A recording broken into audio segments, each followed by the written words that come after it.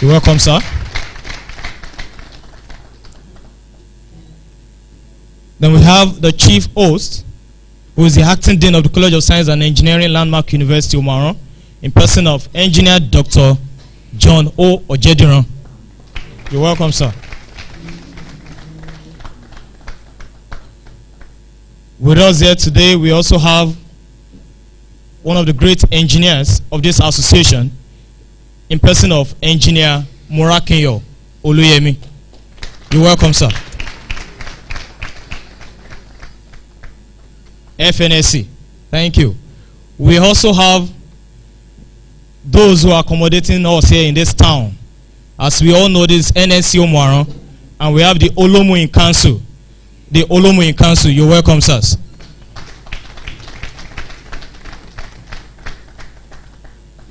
Also with us here this morning, we have fellows of the association, members of NSC Omu-Aran branch. And I will start with Engineer Professor Adekoya. You're welcome, sir. We also have Engineer Dr. Esson. You're welcome, sir. We also have Engineer Professor Bello. You're welcome, sir.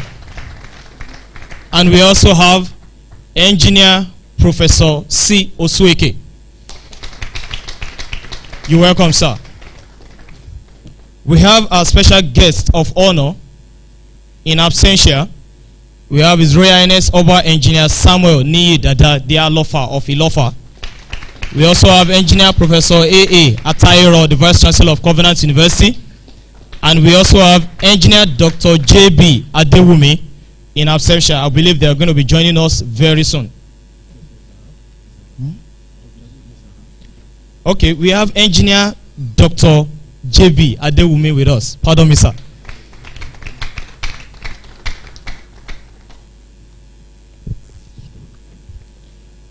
With us here this morning, we have the Dean Student Affairs of Landmark University.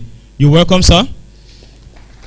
And we also have the Director of Fiscal Planning Development, DPPD. You're welcome, sir.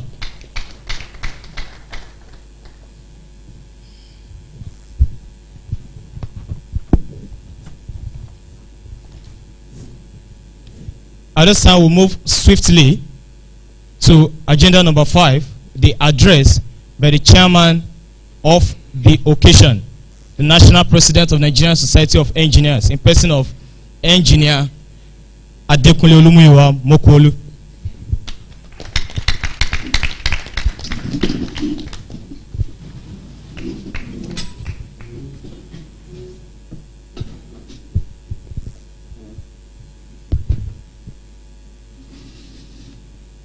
Thank you very much. Please be seated.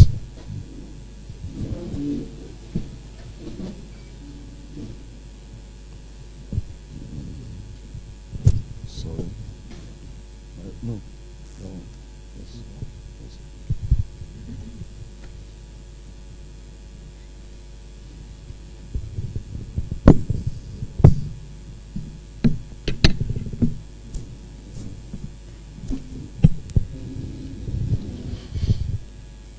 The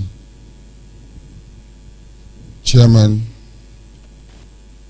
of Omu-Aran branch of the Nigerian Society of Engineers, Engineer Professor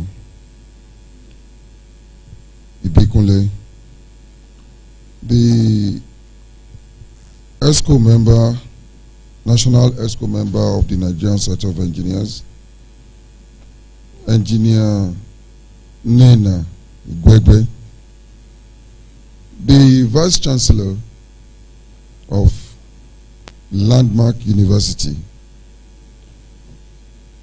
my brother and my friend, Engineer Professor Adeniyi Olayanju, the chairman of branches of the Nigerian Society of Engineers here present, Engineer Adebayo of Ilorin branch of NSC, and Engineer Akitola of Ikeja branch of the Nigerian Center of Engineers. Our royal fathers that are present here, our spiritual fathers that are present here, fellows of the Nigerian Center of Engineers that are present, our members, distinguished guests, and all the management and staff of faculties of this great institution, Landmark University, Omu-Aran, that are present here, the gentlemen of the press, ladies and gentlemen, it is not always that a sitting president of the Nigerian Center of Engineers will visit an iconic university like Landmark University, Omu-Aran. I would like to borrow from the motto of my alma mater, my secondary school, Baptist Boys High School, Abeokuta. It says, second to none. I think you are indeed second to none.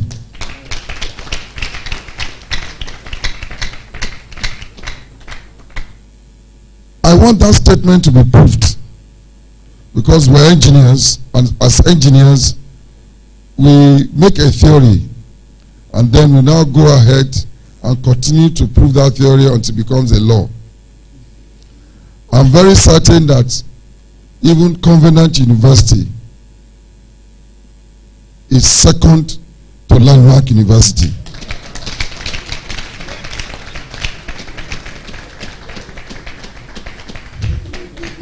Thank you, sir. Well, I'm not someone that flatters, but when I say good things about people or events or places, it is to encourage the custodians of those facilities that there's great work in your hands to do, and God will help you to do it in Jesus' name. So it is then, because of this, that I'm particularly glad that I'm able to come to Landmark University today to perform the official inauguration of Nigerian Center of Engineers, Omu-Aran branch. On Wednesday, May 3rd, 2018, I led a delegation to Houston, Texas, in the United States of America, and successfully inaugurated a branch in Houston, a branch of our society. Similarly, on Sunday, May the 6th, 2018, we all proceeded to London, United Kingdom, for the inauguration of London branch of the Nigerian Center of Engineers. It is therefore good news for us that today's launch will bring the number of our branch network so far to 73.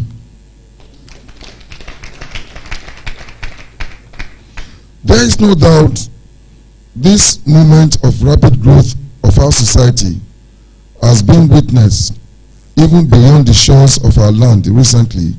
It's a deliberate means of providing opportunities for our members not only to sustain capacity building, but to serve our citizens, country, and humanity. I also wish to acknowledge the commitment and the contributions of our much older branches, and particularly the Nigerian Center of Engineers Ilori branch, for the overall success in setting up this brand new branch, Nigerian Center of Engineers Omu-Aran branch. Distinguished colleagues and friends of engineers here present, our divisions and branches are nonetheless our conventional centers of excellence through which we propagate the ideals of our society and achieve same through our various efforts to intervene in making lives better and making things better for those around our various locations of the branches. The official launch of Omu-Aran branch will therefore offer our colleagues broader opportunity for growth for engineering practice. What this means is that we will witness more research work, mentoring, service and collaborations with our government, academia and the organized private sector within this domain. My dear colleagues, the coming on board of Omu-Aran branch of the Nigerian Society of Engineers rightly coincides with the celebration of the Nigerian Society of Engineers 60th anniversary. This in essence represents 6 decades of valuable service delivery to our fatherland. It is my opinion that the time has come for us to step up our contribution to nation building. One strategic means of contributing our quota to developmental efforts of government, to my mind, is by way of focusing on corporate social responsibility. At the auspicious occasion of my inauguration, I shared my vision and made commitment to work with our colleagues through this means in order to impact our citizenry positively. Ladies and gentlemen, the focus here involves the deployment of our professional manpower to rural communities across Nigeria. The objective is to give a boost to basic engineering infrastructure through voluntary service, which includes rural roads, water projects, school buildings, electrification, provision of farming implements, building of livestock ranches, poultries, and such other services that are guaranteed to foster unity and progress in our country. The projects are designed to be a collaborative venture between the Nigerian Society of Engineers and the various local governments and the traditional institutions across the country. Hence, we have commenced the process of selecting remote villages which will enjoy the community engineering project. Execution of community engineering project is expected to be done at an estimated cost of about 2 billion naira. I hereby invite you to join me and our other colleagues, especially in the areas of the provision of expertise and many other practical steps to make the project a success. I wish to restate at this August occasion the fact that the Nigerian Society of Engineers, being a membership-based organization, does not draw revenue from federal government coffers. The National Secretariat, with its projects and day-to-day running of the office, depends on dues paid by members. Sadly, responses from our members in respect of payment of dues has not been encouraging. Total outstanding subscription from the members of the Nigerian Society of Engineers is well over 1 billion naira. We must all support our branch chairman and also institution and division chairman in this regard, especially to encourage defaulting members to clear the backlog and update our accounts.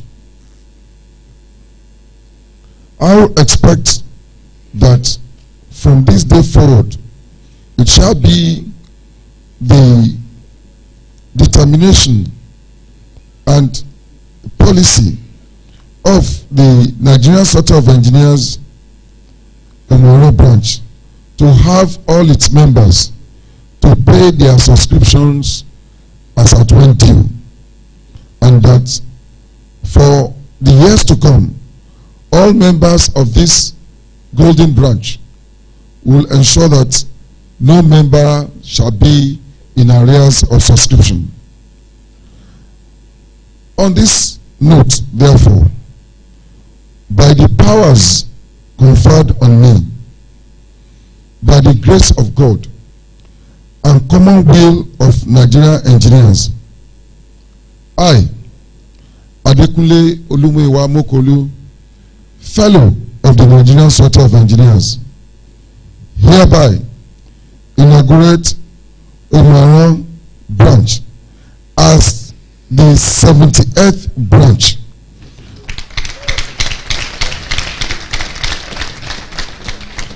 of the Nigerian Society of Engineers. Actually, 73rd branch, I'm sorry, 73rd branch of the Nigerian Society of Engineers. Thank you very much. Thank you very much. So, congratulations. And it's on that note, please be seated. It is on that note that I encourage all of us to please join hands together to ensure that this baby that has been born, it's a royal baby. Omu-Aran is a royal baby because this landmark university has so incubated this baby to the extent that we can say that Omu-Aran branch will thrive. Omu-Aran branch will excel because it's in a center of excellence. So shall it be in Jesus' name. Thank you very much for your attention, and God bless you all.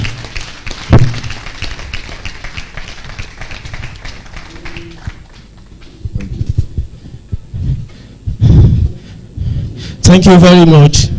That was a wonderful one by the national president. Shall we put our hands together for him one more time?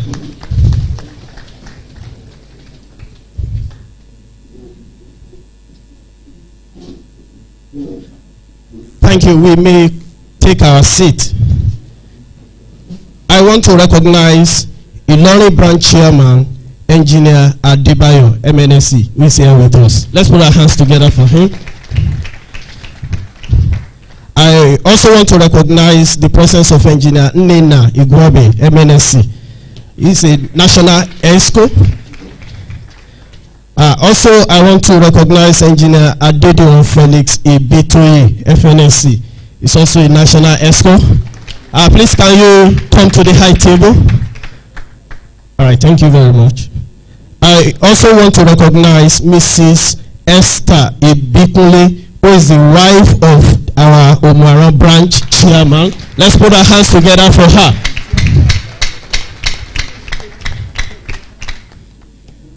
Thank you very much. We are moving to the next item on the agenda, and that is the address by the special guest of honor. And it is my pleasure to bring to the podium Engineer Dr. JBO Adeomi, the proprietor Thomas Adeomi International College, for his address.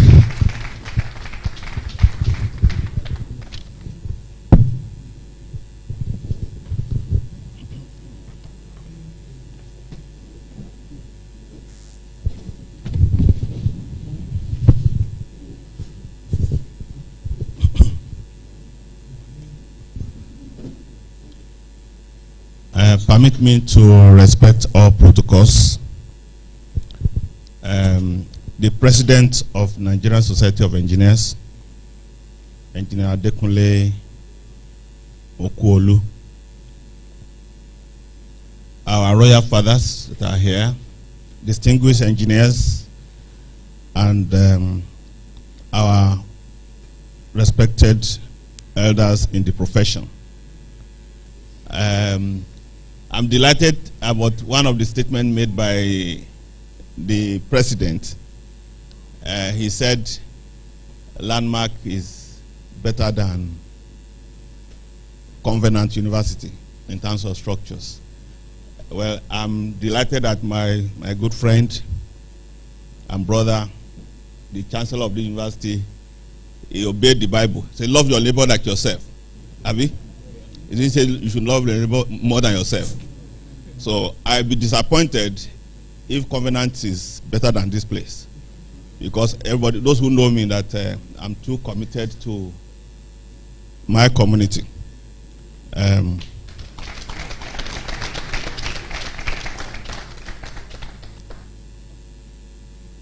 I'm delighted to be here as guest to the new president of Omu-Aran branch and the chairman of the Omu-Aran branch of the Nigerian Society of Engineers.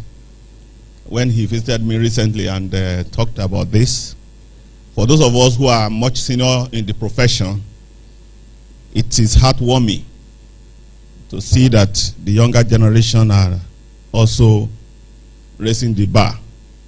Engineering practice plays a central role in modern societies. The Nigerian Society of Engineers is breaking new ground by projecting engineering into a broad social, political, and economic context of this nation. The NSE is now actively engaged in education, in advocacy, and projecting the role of professional engineering practice and in the development of technology and creating wealth for our nation. Before independence, foreigners of European origin and some Americans dominated political, education, legal, and engineering sectors of our nation. Today, there is no single foreigner in the executive, judicial, and legislative arm of government, in spite of the fact that these three arms of government have failed woefully to sustain the high quality of life that Nigeria inherited after independence. I make bold, this is a bold statement, and I'm prepared to stand by it. I'm now 66 years of age, so I was born before independence. Regrettably, politicians have failed to allow Nigerian engineers to take leadership role in the design and construction of infrastructure in Nigeria. The political class at state and federal levels award engineering contract to foreigners, the white men, with the attendant capital flight, while many Nigerian engineers roam the streets for lack of jobs. Very few engineers are in National Assembly, and some of the very few in the executive arm of government. As you know, the Minister of Works is not an engineer. The only voice of Nigerian professional engineers is the Nigerian Society of Engineers. Today, we are here to celebrate the venture of Professor Francis Ibikunle, a respectable engineer, a man of outstanding academic career, as chairman of Nigeria Society of Engineers Omu-Aran branch. I'm honored to be here as invited guest today.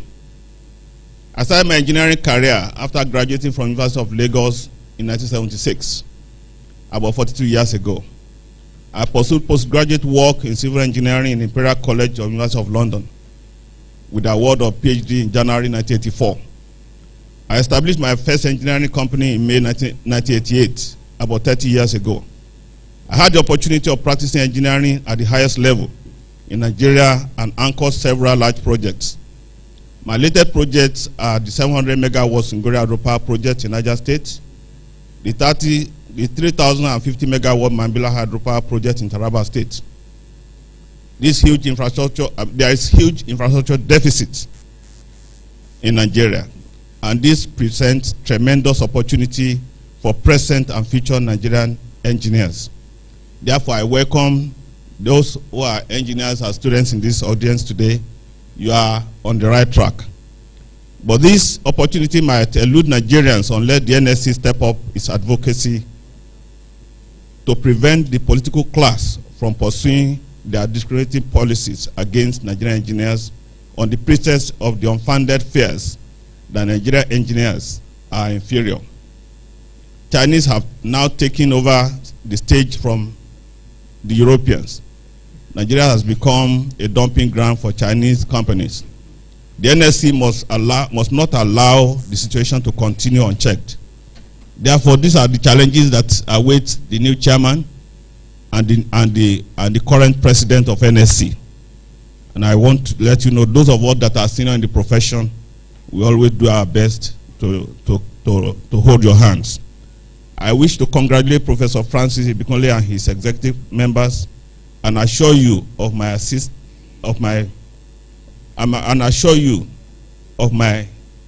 untiring assistance in the realization of the objective of the Omu-Aran branch.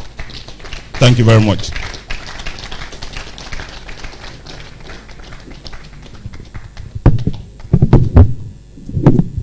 Thank you, sir, for the well-given speech.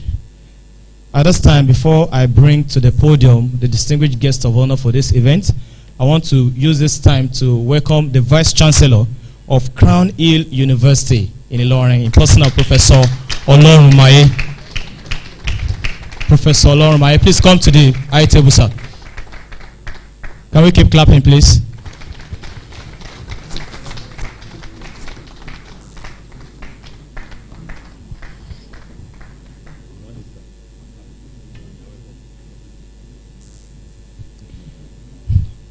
Also, we want to welcome a former branch chairman of Ilorin branch, NSC, in person of Engineer Kayode Adeoti, FNSC.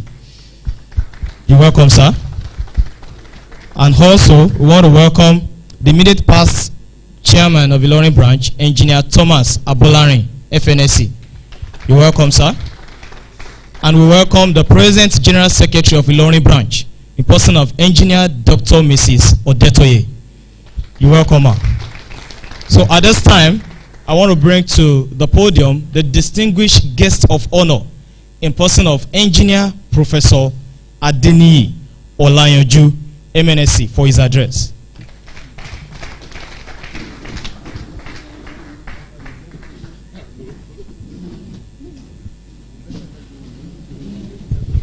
You may please be seated. Let me quickly start on a lighter mood. I was the invited guest speaker at the investiture of the Omu-Aran, Ogbomoso branch, Nigeria Society of Engineers. And on that platform, there were two theses. Myself as a guest speaker, then Professor Jediro on solidarity visit. And I told them, I'm going to beat you to it. The way we are going to have our home, we are going to have minimum, here now, minimum 3 times. And so today, the scripture has been fulfilled.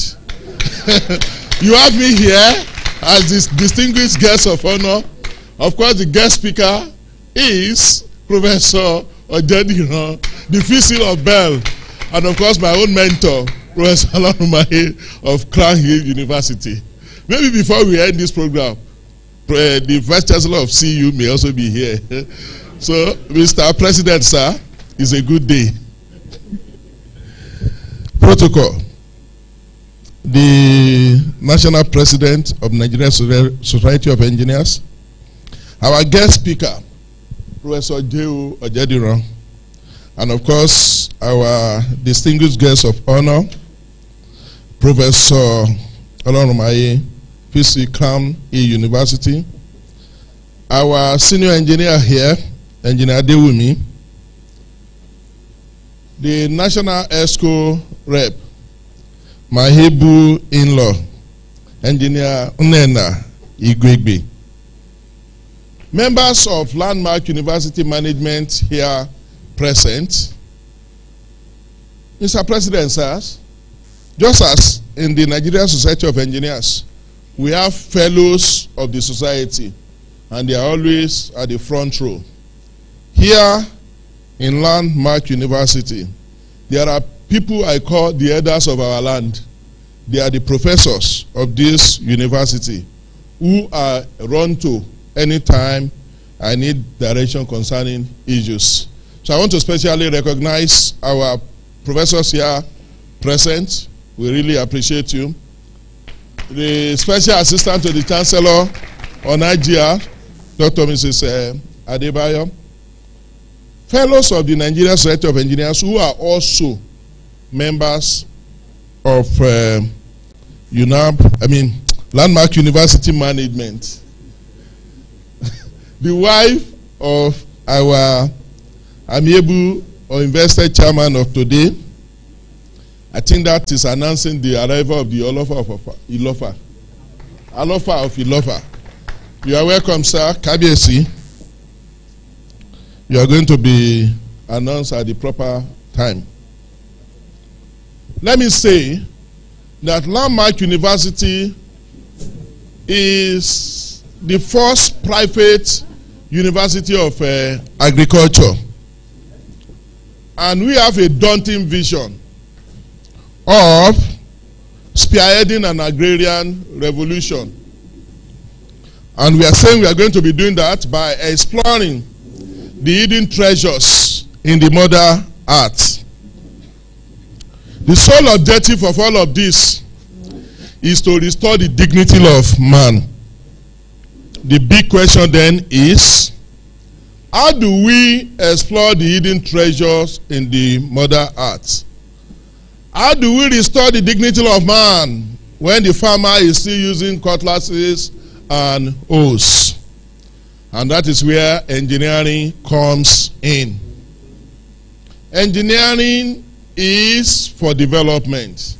There is not going to be any meaningful development outside of engineering. And so, as a university, we have said we are going to mechanize agriculture. So coming on board of the Nigeria Society of Engineers Omu-Aran branch is an answer prayer. And like the president said, we are not just dealing with Omu-Aran, Landmark University community. We are dealing with Omu-Aran and his environ. And I want to sound a note of warning to member. I'm not speaking as a member, as an engineer now, but as an outsider, as the Vice Chancellor of Landmark University, to say that we should not limit the membership of the ESCO, the membership of the Nigeria Society of Engineers Omu-Aran branch to Landmark University. This society belongs to all of us. Omu-Aran branch is for Landmark University, Omu-Aran community, all the community around this place that are bordered by, thank you, right from here to border by Osogbo, Ilorin, and Ado-Ekiti. Because it is only when we do that that we can have meaningful development. Okay? Like the president has said, we are supposed to feel the impact of this society in the community, not just within the university. It has to be outside the university also. And I'm saying this because it's going to be a daunting task before the chairman and his amiable ESCO. Without wasting much of our time, we have met with the president and his team, and we have said our prayers to him, and before he left that praise, to the glory of God, our prayers have been answered. Because one of the things we asked for is that we are requesting that we have an examination center here in Omu-Aran branch. And I want to thank Mr. President for doing that. I know he will still take it to council, but fortunately a member of the council is also my in-law, is here and is observing. So you can be rest assured that even my own, don't mind him, he didn't want to come to the high table, that's why I'm forgetting his name.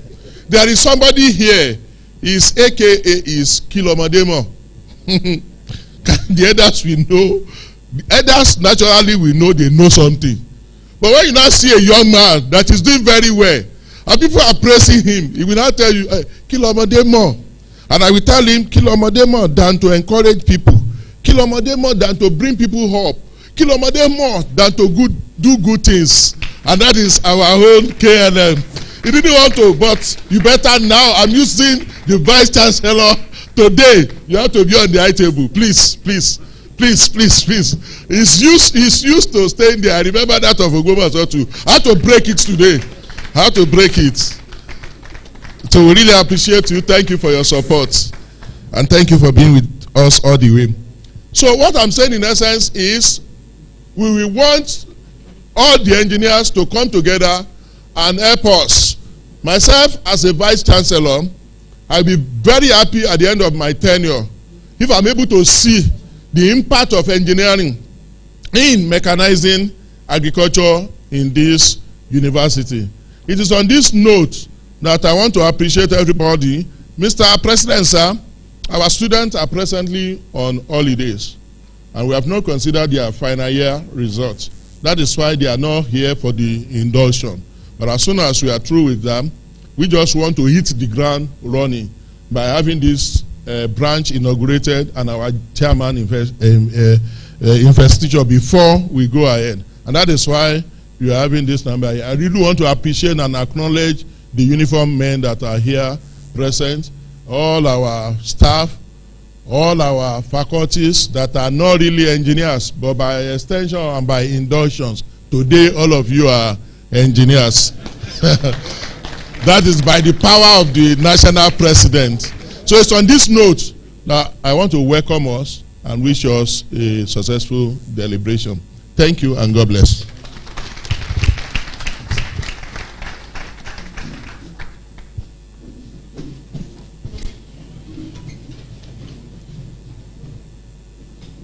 Thank you, sir.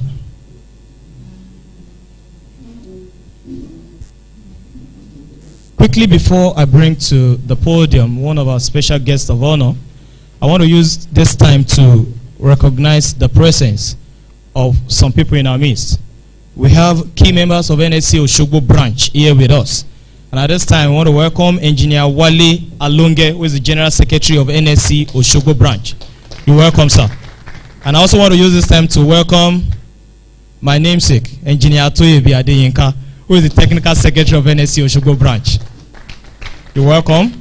And also Engineer Sheyemi Mayowa, the ex-official NSC Oshogbo branch. You're also welcome. And I also want to welcome the resident pastor, Living Faith Church Omu-Aran headquarters, Pastor Olorunfemi Adebayo, with his wonderful wife. You're welcome, sir and ma. So at this time, can we please welcome to the podium our special guest of honor is Royal Highness Oba Engineer Samuel Ni Dada, the Alofa of Ilofa, Kwara State.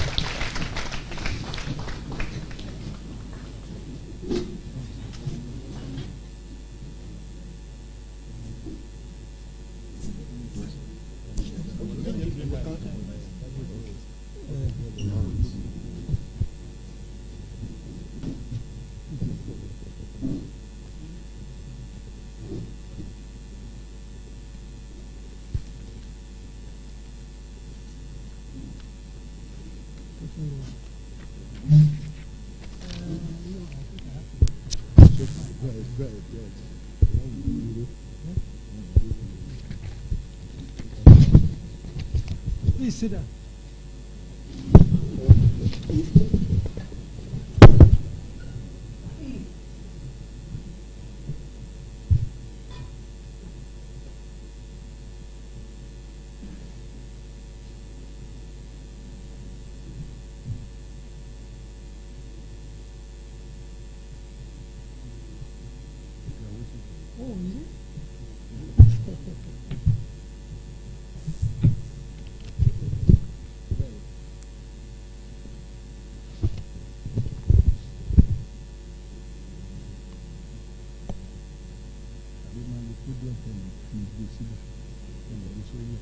Okay. Okay.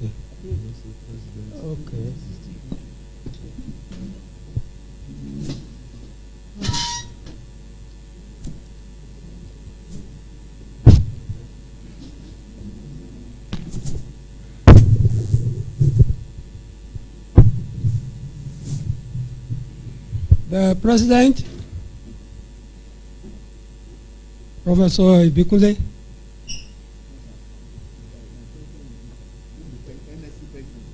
Okay. Okay, I'm sorry. Okay. Let me stand on the existing protocol.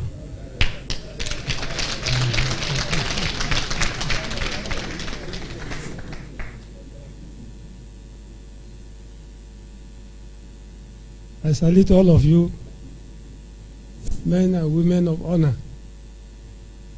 who are here today to celebrate this occasion. I am Oba S.N. Dada, the Alofa of Ilofa, a trained electrical engineer by profession, who by God's grace was appointed to join what was then known as Electricity Corporation of Nigeria at a young age in the year 1963.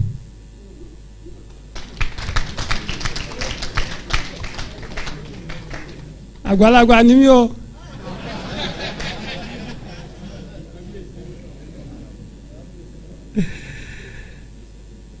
I was trained in various institutions in Nigeria and outside the country while acquiring experience on the job.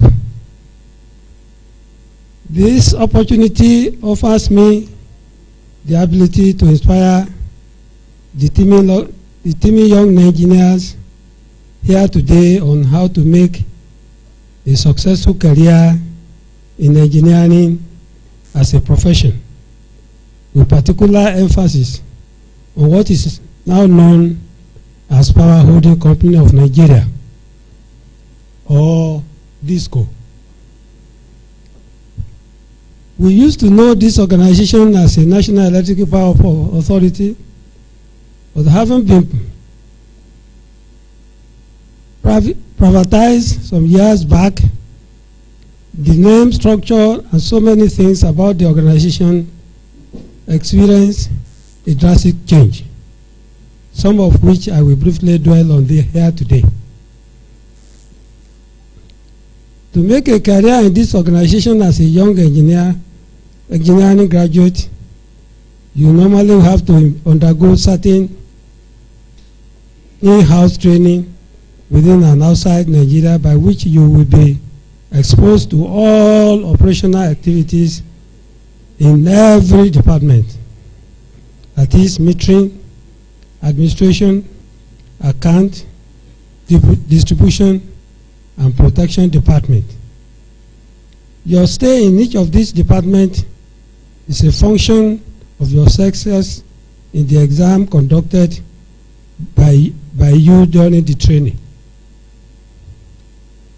The training schools then were in Ijora, Lagos, Kaduna, and Enugu, but unfortunately, as a result of the privatization, I either mentioned the schools have been sold and they are now in the oblivion. The training school then, opportunity for young engineers in the power industry. There's a huge opportunities for young engineers in the power industry today, because all the competent and well-groomed engineers in NEPA before the privatization exercise have been laid off at a very huge cost to Nigeria. But unfortunately, instead of replacing them with young and vibrant trained engineers, they were replaced by ex-bankers and accountants. This is why today it is there. This is why today, if there is any breakdown of any equipment in the field, the staff of the DISCOs cannot handle the repairs and maintenance, rather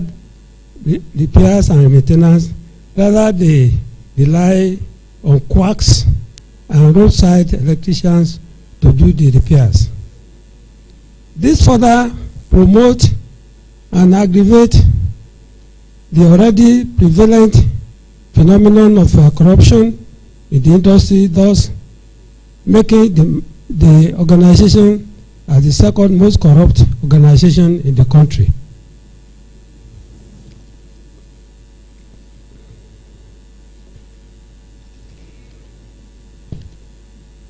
For instance, what they refer to in the industry today as a load shedding is a vehicle of corruption for disco management, whereby they reduce energy purchased from the power generation farms deliberately to reduce costs and invariably reduce energy distribution to the customers, while they resort to estimated billings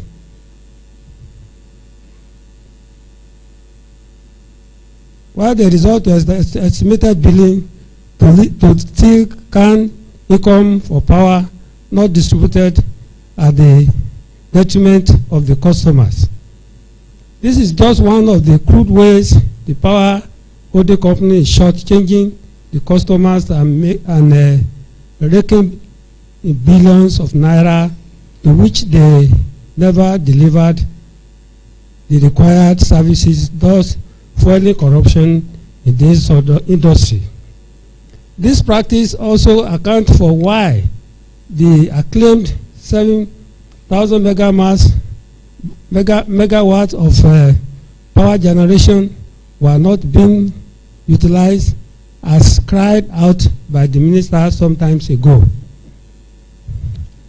All these are being made possible because those at the helm of affairs are not professional engineers trained in the engineering service delivery and bounded by the ethics of the profession, but rather ex-bankers, accountants, and the like, who are trained mainly in the art of making money and trading.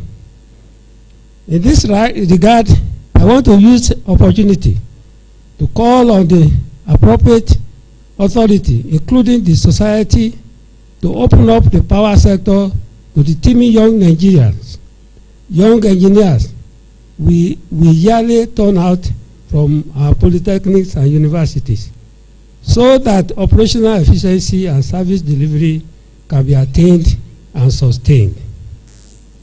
And to the young engineering graduates starting to make a career out of the profession, I admonish you the following virtues that will sour you to success in the profession. These are integrity, diligence, honesty, innovation, self-esteem, and development. These are the hallmarks of success in life, and particularly in the engineering profession, which it imbibed and adhered to. We guarantee success and attainment of the goals and objectives. Thank you, ladies and gentlemen. I'm using this opportunity to congratulate the chairman of this occasion, the inventor of this branch, success, and everybody a happy journey back home.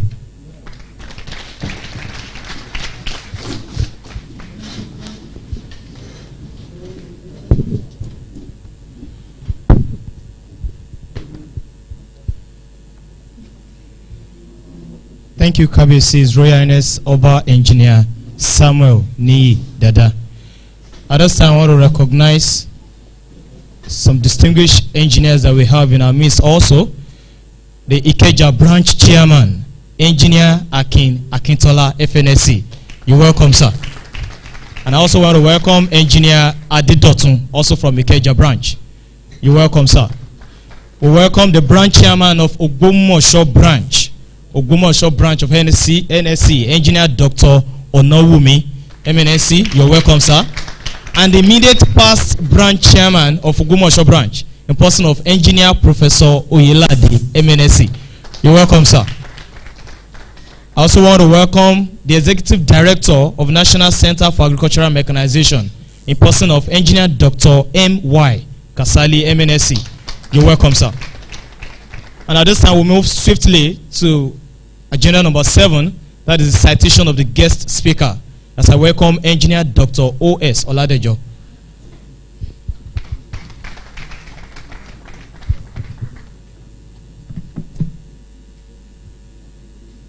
The citation of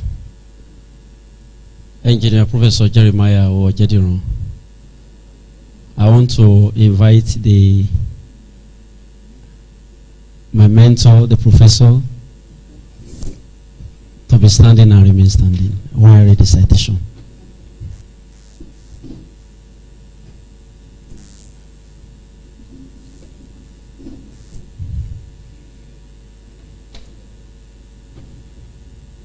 You're welcome, sir. Professor Jeremiah Oludele Ojediran, a professor of agricultural engineering, is a long-standing academic of over 30 years experience. Professor Ojediran attended Baptist High School, Jos, and Federal Government College, Sokoto.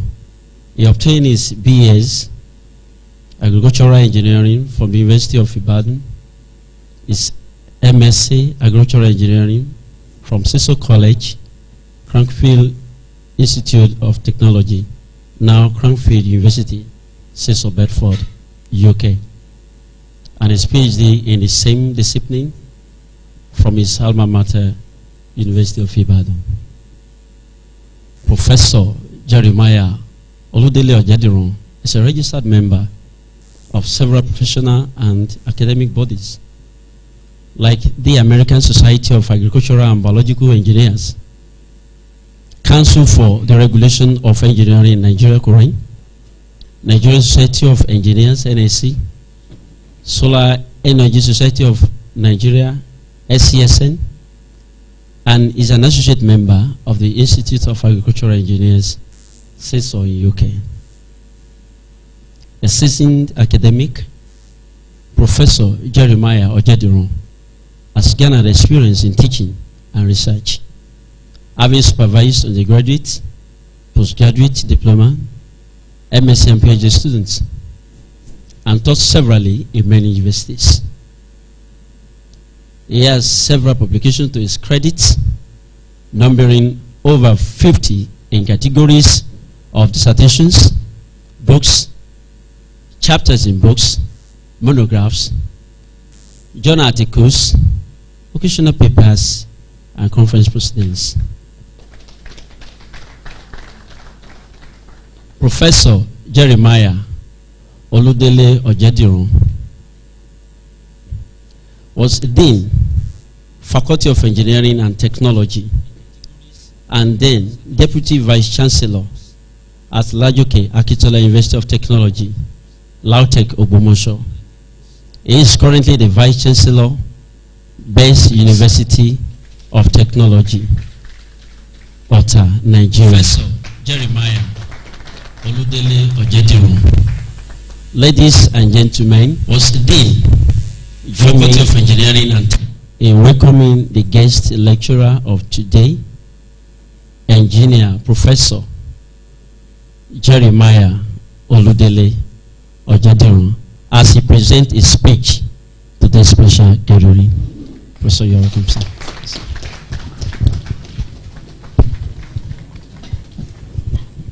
Please be seated. Thank you very much.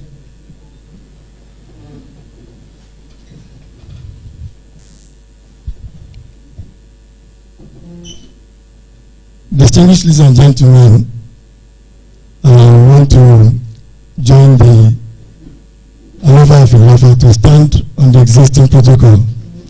Sometimes people stand on existing protocols, others sit on it, some go around it.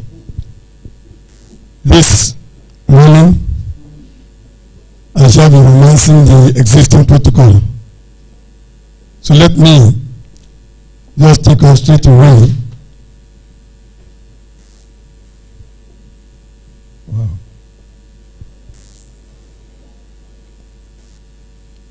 My sincere appreciation to the Omu-Aran branch. And so whatever informed the decision to invite me to give this talk or this speech, I do not take it lightly at all. It is highly appreciated. It's not a privilege that is lightly accorded. Please, Mr. Vice Chancellor, President of NSC, I want to place on record my deepest appreciation for this real privilege. So excuse me, is my PowerPoint on? No, that's not PowerPoint. Okay, next slide. That's not PowerPoint, that's the word. There's a PowerPoint. Oh my God. Can you quickly copy the PowerPoint? I think that's more direct, more straightforward. So while that's going, I made some good assumptions, earlier on before preparing this, because the organizers were magnanimous enough by asking me to choose a topic of my own. However, in their magnanimity, they put a lot of pressures on me, because in that case, you have to think outside the box. So I had to make several assumptions. One, that some of the things that have been said today will be said. Some of the things that were said yesterday also will be said. And truly, they were said. The president of the NSA mentioned quite a number of things. At one point, I was afraid that he was looking to my script when he started mentioning something about development. And I said, I hope you will not go beyond this. And quite a part of his speech, a large part of his speech, kept on talking about what I consider as innovations. Again, he moved on and on. The Alofa of Lofa also touched a bit on developments and engineering, and took us to town also on the S1 ECN till date. So I believe that the spirit is one, and my assumptions and speculations were good. I think the Holy Spirit was really working. Now don't bother yourself on this. People will say much more than you are thinking about. So, it's my PowerPoint there.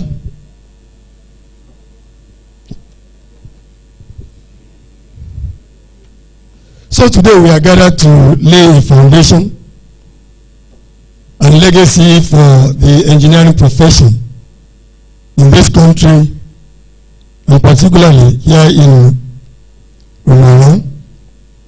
It's a branch which I believe will make a mark and will make significant impact on lives and our environment. And I'm glad that Vice Chancellor mentioned that they are ready to go around the whole 5 local governments.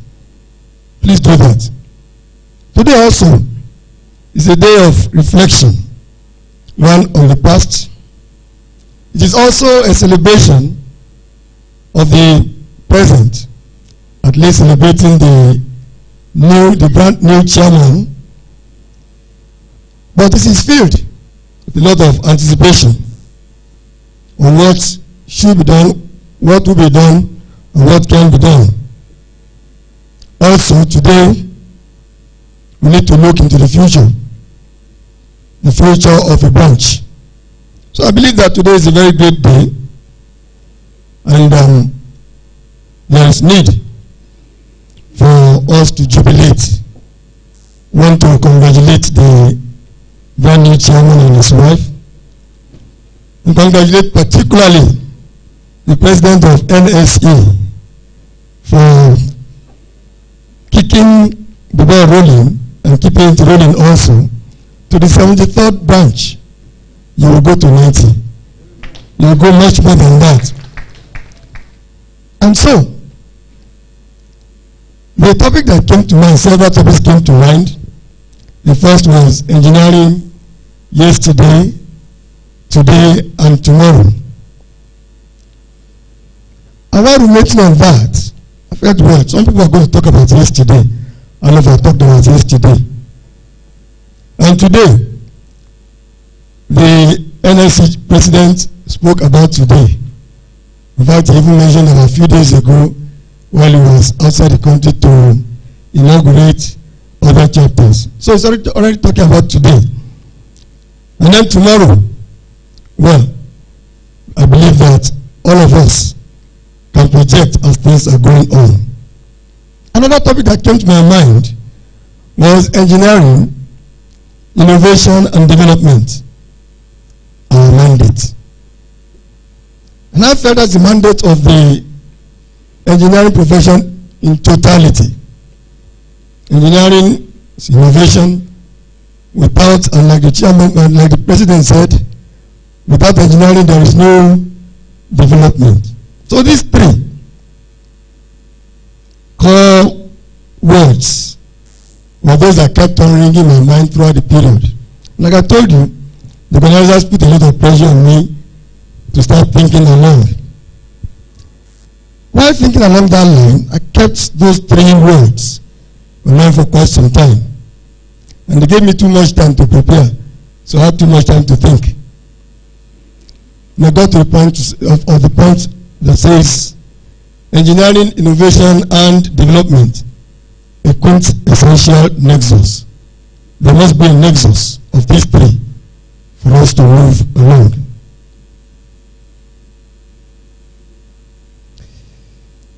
By way of introduction, the world is becoming more crowded than before. It's becoming more consuming. People are consuming more. Pollutions are going on more. And much more, the world is becoming much more connected. In fact, these days it's a global village. And in many ways, it's less diverse than at any time in the history of humanity.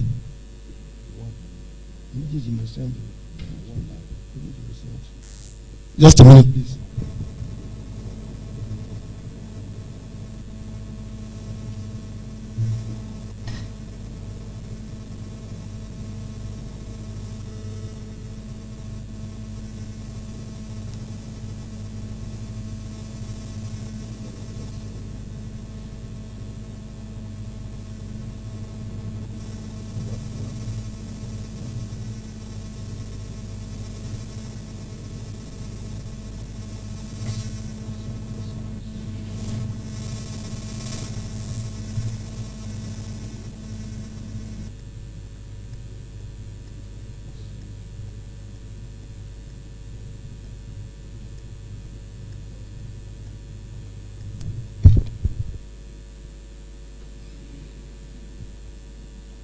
Please excuse me for that. I think there is a communication gap.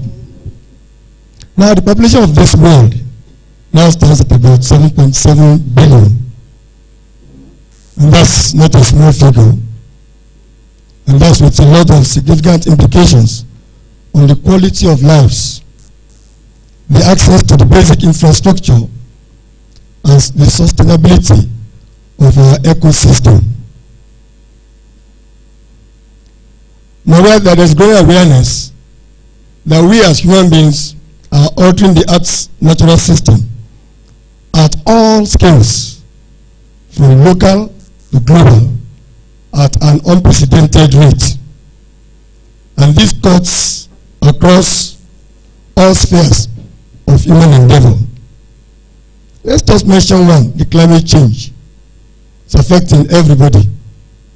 I'm sure we will all agree with this. There comes two pertinent questions that we must ruminate on this morning. Is it possible to satisfy the needs of this growing population while preserving the ecosystem as well as the biological and cultural diversity? Is it possible to satisfy the needs? 2, what should be done now and in the near future to ensure that the basic needs for water, sanitation, nutrition, health, safety, basic infrastructure, clean air, and meaningful work are fulfilled for all humans? These are two questions that should agitate our minds as engineers. We'll get to a point where we have to really define the word engineering again, so that we know exactly where we must impact the society. And I'm glad that the NSC president said it, that this branch must not only work on its own. Don't stay within your microcosm. You must impact the society and move beyond your borders. And 2 decades from now, it has been predicted that the world's population will increase by almost 2 billion. And that 95% of this will come from the developing countries around the side of the world. Now that means that engineers in this area must work doubly hard, if not triply harder, than what we've been doing before. So this growth, relocation demands for energy, for food, for land, for water, for transportation, materials, waste disposal, healthcare, environmental cleanup, telecommunications, and also infrastructure. Therefore, the role of the engineers will be more critical in meeting those demands at the small communities as well as at the urban centers.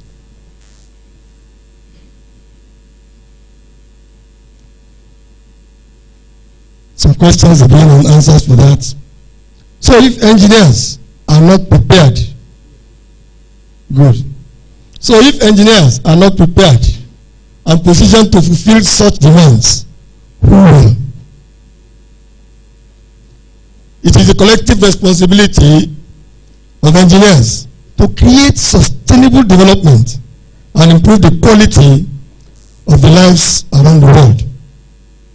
This statement cannot be controverted, neither can it be overstated. And these truths, you are too fast, go over to Q&A.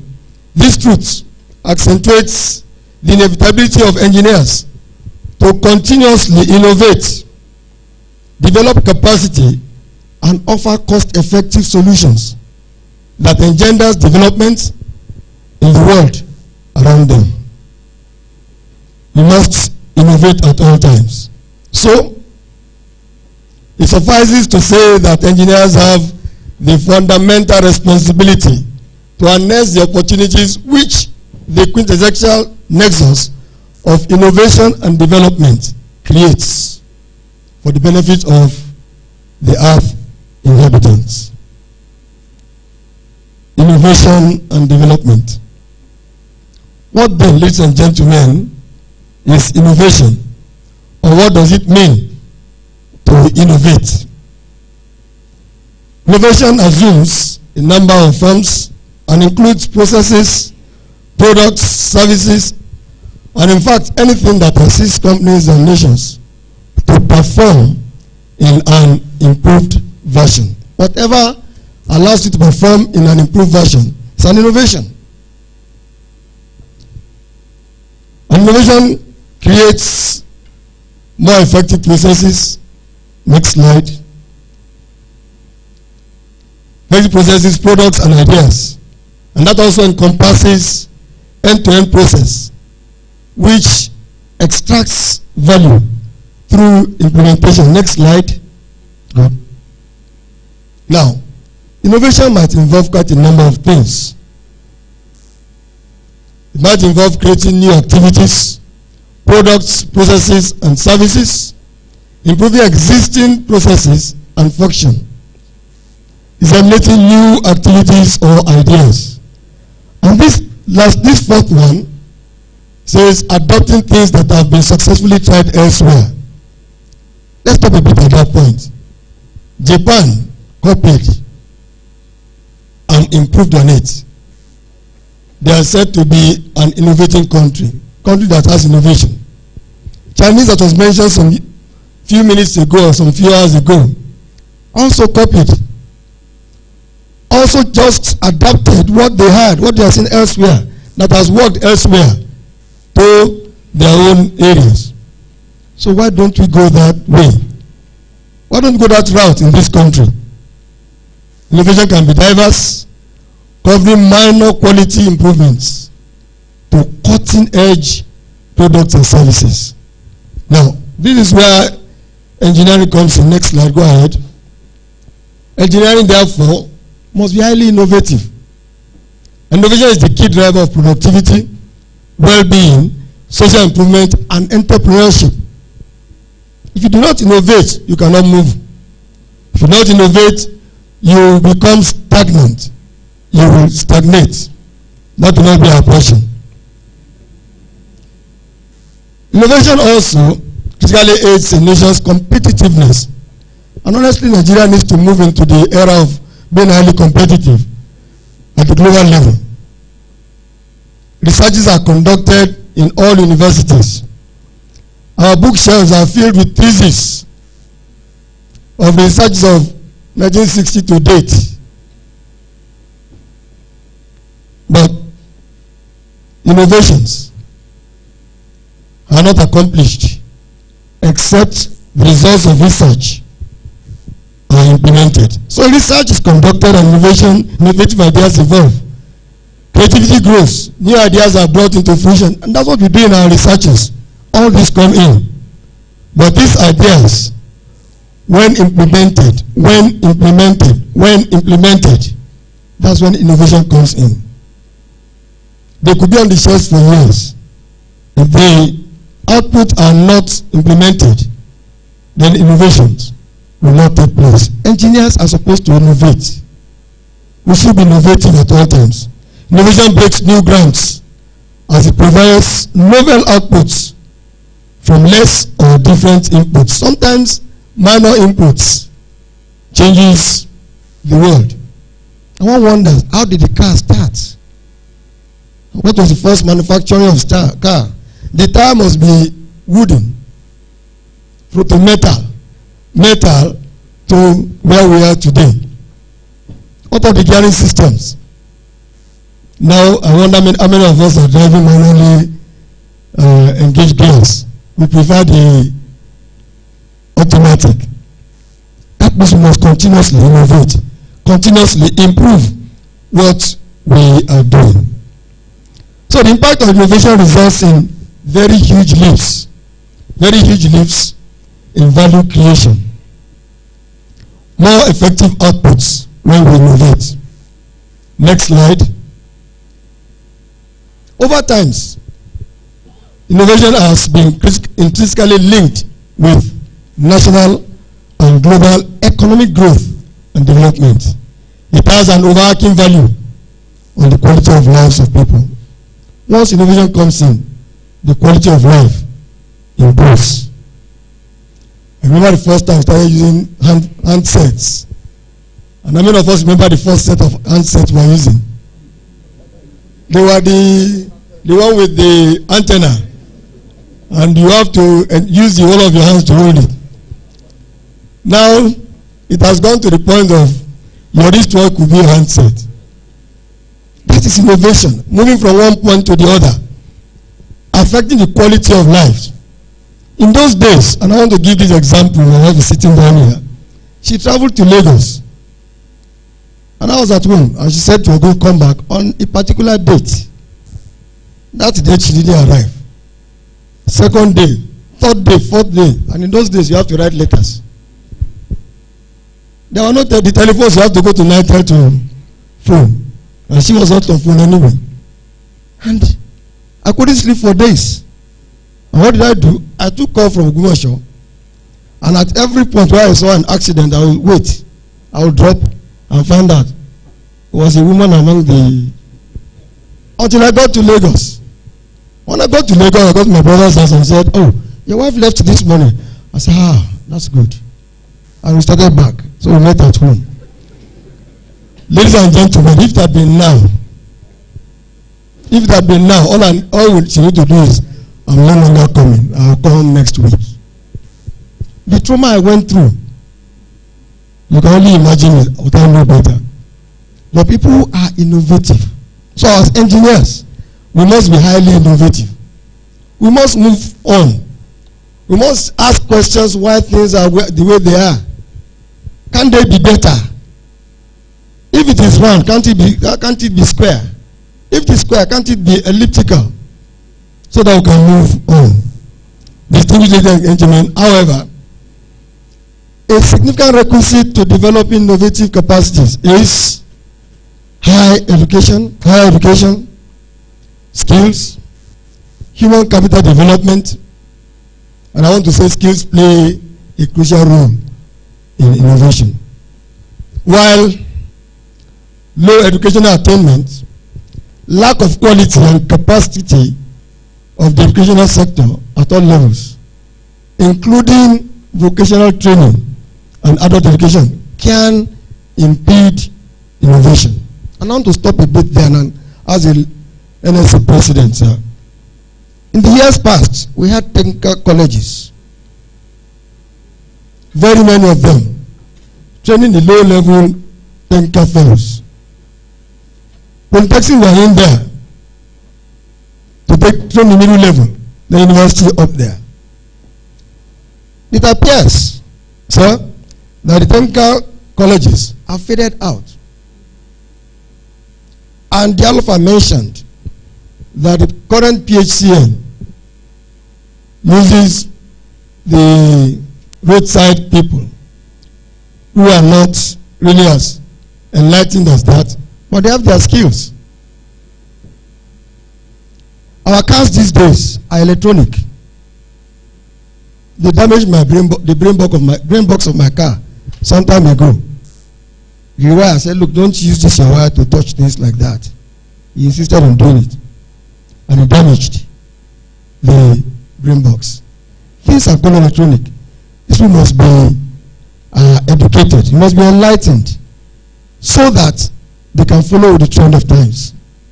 So low education can impede innovation. To become highly innovative, we must educate them. Mr. President, sir, whatever we need to do to bring back the vocational training for these ones, to improve them. And I want to charge the NSC branch here that short-term training, short-term workshops, to lift them beyond where they are. They have the skills, but all they need is a little more education to move forward. Please look into that. Development. Next slide.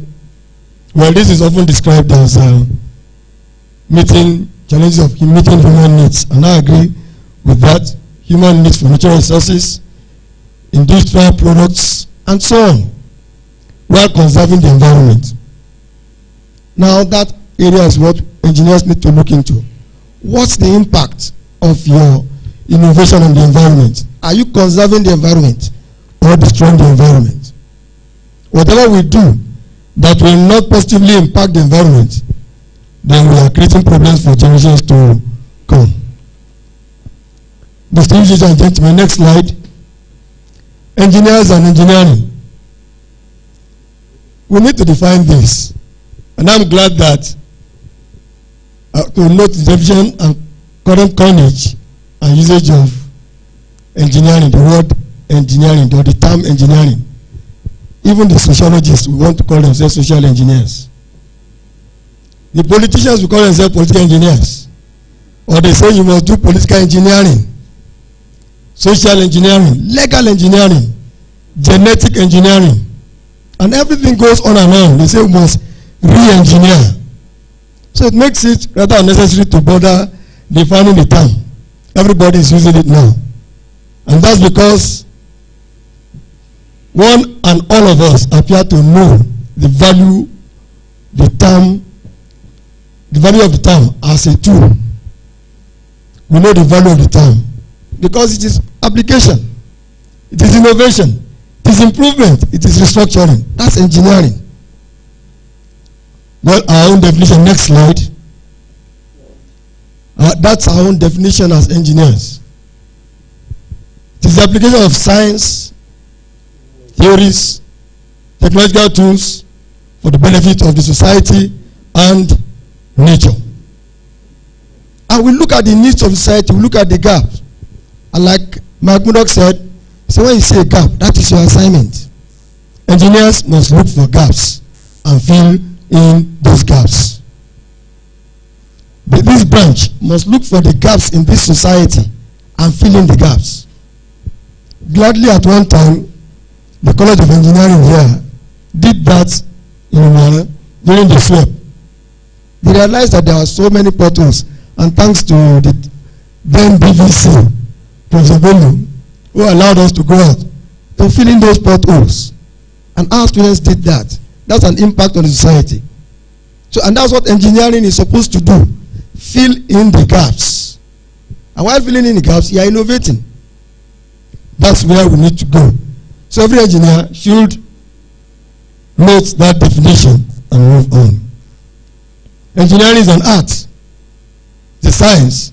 And above all, it is practice. Engineering without practice is not engineering. You can propound all the theories. You can propound everything you want to do. If it's not being implemented, if it's not practiced, then it's not engineering. And it is central to the well-being of man, economic development of every nation. Then engineering is creative and dynamic. It is constantly moving, constantly changing. Constantly changing.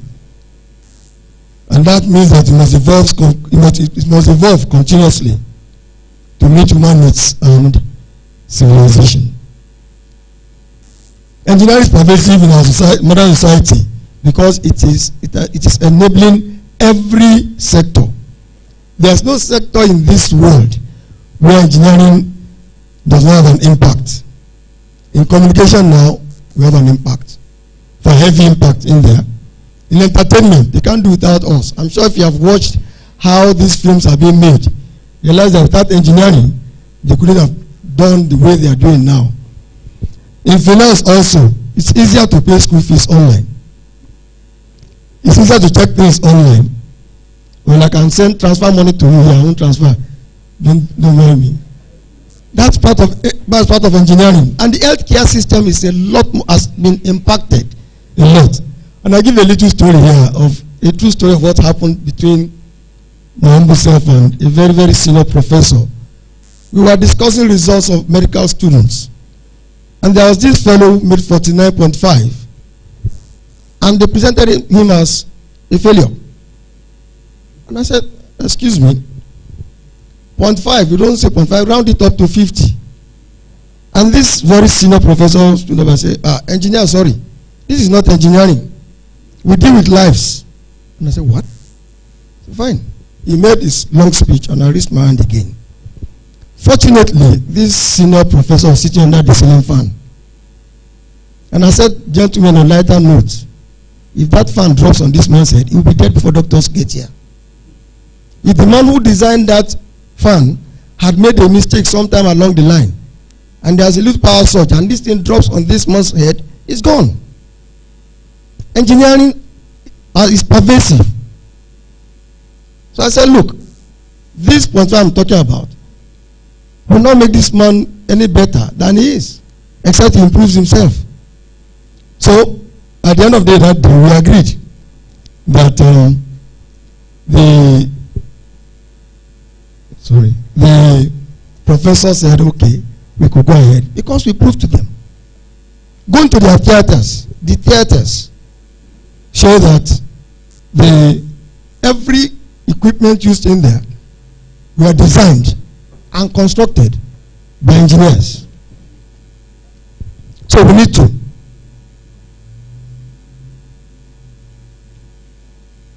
Our own part, our own traditional roles are there: construction, manufacturing, transport. Those are traditional roles. While doing that, we must extend and think outside the box.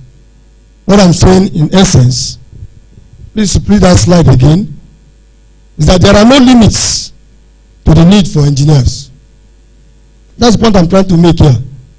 There are no limits to the need of engineers all over the world.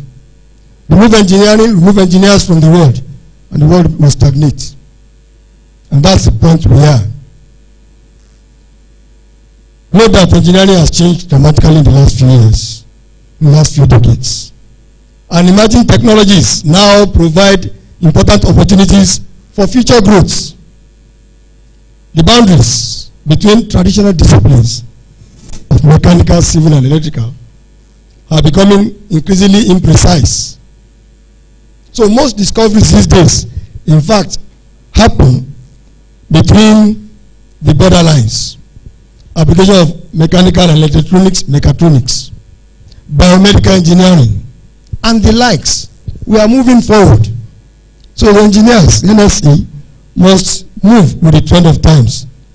These once upon a time boundaries are no longer there.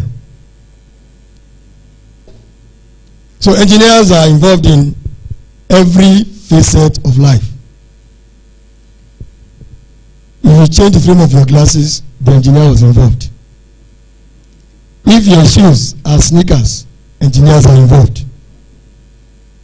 If you wear a particular type of agbada like my daddy here, make sure that the engineers were involved. So we are linked with innovation and competitiveness. We live in a very competitive world. Engineering research must continue. Mr. Vice Chancellor, sir, engineering research must continue. Management and technology must also continue. An application from games to data. That's what engineers have been doing. So professional engineers who are outside, they play a central role in developing, operating, and managing technical enterprises, systems, and projects. They lead and drive change across the total innovation spectrum, from setting policies to implementation and operations. Our mandates. I told you at the beginning that one of the topics I thought of was our mandates. And I got confused along the line. Okay, our mandates, our obligations, or the charge. Now these are the 8 points I could glean that engineers need to evolve, need to embrace new trends, need to solve existential problems. And there's an acute need for specialization. We need to bridge gap between technology and the society. And that's why we are here. Sustainable products must be developed. And we must also maintain very good standards. President NSC, sir, we must engage in policy formulation daily. Now let me take that one by one and briefly we'll be done. The need to evolve. Engineers should continuously grow with time and events. And that's, if you don't grow, you stagnate. If you stagnate, you die. You will not die now. So, engineering must continuously evolve. We must change on a daily basis, which is dynamic. Engineers need to grab the understanding of innovation within the social context in which they work, together with skills in critical analysis of our needs, of the needs of society, and ethical judgment that is objective. An ability to assess the long-term consequences of our work. The long-term consequences of our work. Now, if you build a dam and you're not sure it's going to stay long, and it breaks, villages will be destroyed, towns will be destroyed, there will be floods. We need to have enough safety valves for them. We also need to embrace new trends. There are new trends in engineering research, discoveries, and technology. It's all over the place. So a successful engineer will not hold onto the old paradigms. Don't stick to one. Be ready to move. So as technology advances, approaches to solving existential problems grow, and vice versa. The innovative engineer, which we all must be, must wake up to the reality of new trends and the opportunities they offer to solving the problems. Never ignore anything. Issues that come up, look at them. So today's engineer must master global perspectives and embrace new and newer trends. We need that. We must solve existential problems, like I said. Next slide. There are quite a number of issues that confront the human race today. We can't even solve all. But we have been programmed to do that. The population explosion makes it expedient to consider proactive but cost-effective methods of addressing them. Proactive but cost-effective methods. There is an increased daily need for professional engineers to lead and drive strategic innovations and change in societies. The response of the engineer is critical to solving this problem. That is because his training equips him to do so.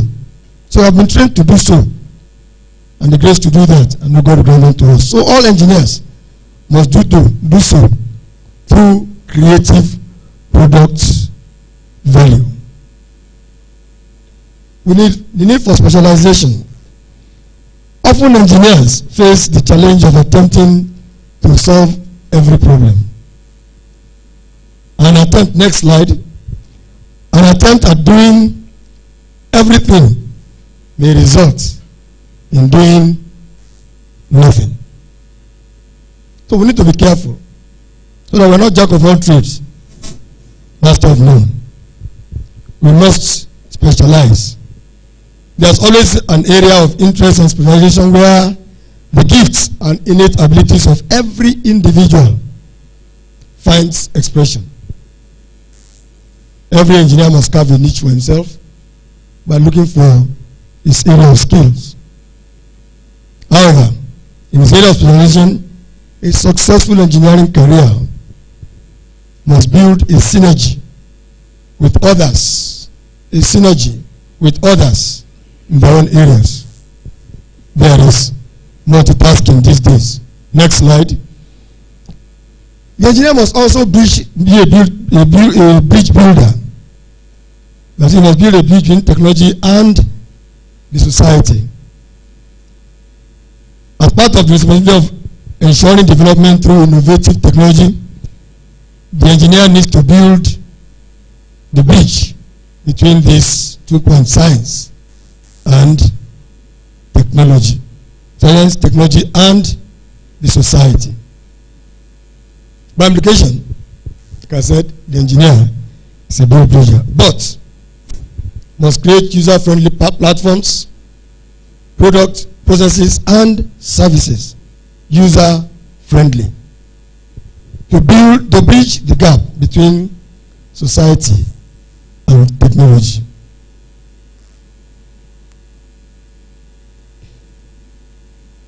The next point is number 6, and I want us to look at that critically: sustainable product development. Whenever we're designing, we need to put in mind, is this sustainable? Can this be sustained? So every engineer at the back of mind must have this. In this 21st century, this is very critical. So educating engineers to become facilitators of sustainable development, appropriate technology, social and economic changes must be what we need to do. Next slide. As engineers, we must maintain standards. And I'm glad that someone, next slide please. Next slide please. Thank you. Engineering as a profession has strong moral and ethical foundation. And I'm glad that the president of NSC is here today. He will agree with me that we have very strong moral and ethical foundations. Ethics in engineering is the responsibility of an engineer to judge his decisions from the context of the general well-being of the society. Now, in the words of a professor said, engineering professionals work for the well-being and safety of our society. So it is vital that they maintain and promote high ethical standards. They also have a responsibility to challenge unethical behaviors wherever they see it. They also have a responsibility to challenge unethical behaviors wherever they see it. Next slide. The next slide is an excerpt of the Code of Ethics of Engineers. And I think every engineer must live by this and ensure that we work through and through with it. Next slide. The engineering profession alternates between the ideals of an open competitive business. So we are as competitive as possible, but we are restricted, we are licensed, and we are registered. So we must work within that framework. We must work and ensure that our licenses may not be withdrawn. We must work to uphold the ethics of our profession. So we must seek the highest service to provide for humanity through raising and maintaining very high standards. All engineers must play a much stronger role in the public policy process to provide the right incentives for industries and others. To design sustainable technology for the purpose of economic development that benefits society in a holistic way, now and in the future. The future is important. Now, engineers must be better informed. Otherwise, the agenda will be set by others who neither know the benefits nor the limits of technology in a sustainable modern society. Next slide for my concluding remarks. Distinguished ladies and gentlemen, we have gone through innovations and developments. My charge is that every engineer must innovate. He must develop. He must be dynamic. He must be highly creative. Let me once again congratulate the NSC President on the birth of this new branch. Like I said earlier, you get to 100. And beyond that, before you bow out. I want to congratulate the chairman of this new branch for coming on board. But sir, the branch must be professional, must be proactive, must be innovative, and must really make impact on members' career, not ordinary meetings, on the environment. You must make impact on the environment. You must make impact on the young and upcoming engineers. You must enlighten children on engineering. There are several secondary schools around you these days. They do not know what engineering is or what they need to do. Please endeavor to go around. Make sure the NSC branch here touch lives. Mr. President, sir, this branch is not a social club. It must be focused. So, Mr. Chairman, sir, your branch is not a social club and must work with a lot of focus. Make membership attractive and highly enriching. But please avoid tussles, power tussles, all over, and live by the ethics of our profession. Once again, Branch Chairman, thank you. God bless you. It's an onerous task that's ahead of you. Expectations are high. Please lay a solid foundation. Have an exemplary leadership. Next slide. Exemplary leadership. Before you leave, you must leave a lasting legacy. Thank you so much, and God bless you.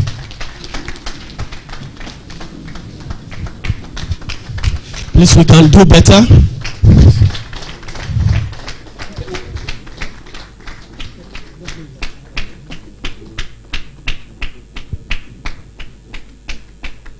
Please, we can do better.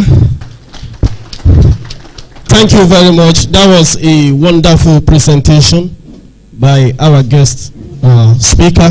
Can we comfortably take our seat? Thank you very much. We are on item number 8 on this program, which is citation of the new chairman. And it is my pleasure to bring to the podium Engineer S.O. Ani FNIA MNSC for this session.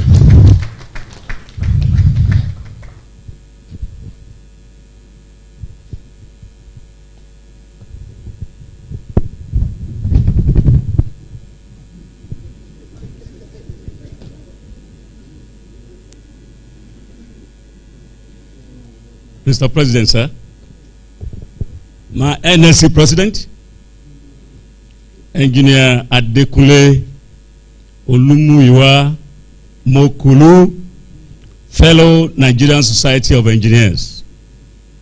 Please permit me to stand on a 60 protocol as laid by my practical, dynamic, and erudite engineer, Engineer Professor Olayaju. Please, it's so granted, sir. On that basis, may I request that our amiable branch chairman today please stand and fall by my side here, and with the permission of my president, let his amiable wife join him. That is the... Please, let them be here, please. No, please, please, please. We are showcasing the branch, and you are the banner carrier. Please applause for our erudite chairman. My president, sir, standing before you today is an handsome, dynamic professor of engineering, Engineer Professor Francis Ayoleke Ibikule, currently member, Nigerian Society of Engineers. And I'm sure my president is working hard for the upgrade. Engineer Professor Francis Ayoleke Ibikule is a professor of electrical and electronic engineering and a long-standing practice engineer of over 25 years industrial working experience. Can we please applaud my chairman for this loud applause? He was born some 5 decades ago in Lagos to the family of late Anthony Ibikule Ajayi and Mrs. Teniola Ibikule Ajayi of blessed memory. It might interest you, my president, that young Ayoleke completed his secondary school education at St. Antonio Grammar School, Ijebu in Mushi, in Ogun State, with distinction in GCE and WAEC. Can we please applaud this? He obtained his first degree in electrical engineering from the Rivers State University of Science and Technology, Port Harcourt, Nigeria in 1986. He had his NYSC compulsory service with the Nigeria Telecommunication Limited, known as NITEL then, in Imo State. In 1993, he won a federal government scholarship award to study for his postgraduate degree in electrical engineering abroad and earned a doctorate of philosophy in 1997 from Beijing University of Post and Telecommunication Beijing in China. Professor Bikule is a seasoned academic, and he started his research experience started with employment as lecturer at Covenant University, Ota, where he has interest in internet services, data communication, satellites and VSAT, fixed mobile and wireless communication unit. He has been in this for several years. Professor Bikule, having supervised large number of MSc and PhD students and taught severally in many universities as visiting lecturer, he has several publications to his credit, numbering over 55 in categories of dissertation, chapters, or books. Before he joined academics, he has over 26 years experience in industrial working arena. And he was HOD sometimes ago, Deputy General Manager in Network Quality Management of a GSM Operation Unit, MTEL, Abuja. The position he held before joining the academics. My president, sir, our erudite, handsome-looking engineer is currently the head of Department of Electrical and Information Engineering at Landmark University. Omu-Aran here. For his teaching and research contribution to advances in the university engineering and professional practice, Engineer Professor Ayoleke Ibukule received professional honors and awards, including FIFA World Cup 99 recommendation letter in 99. He went outside our profession, and he went in and showcased that engineers, we are everywhere. Please, can we applaud this?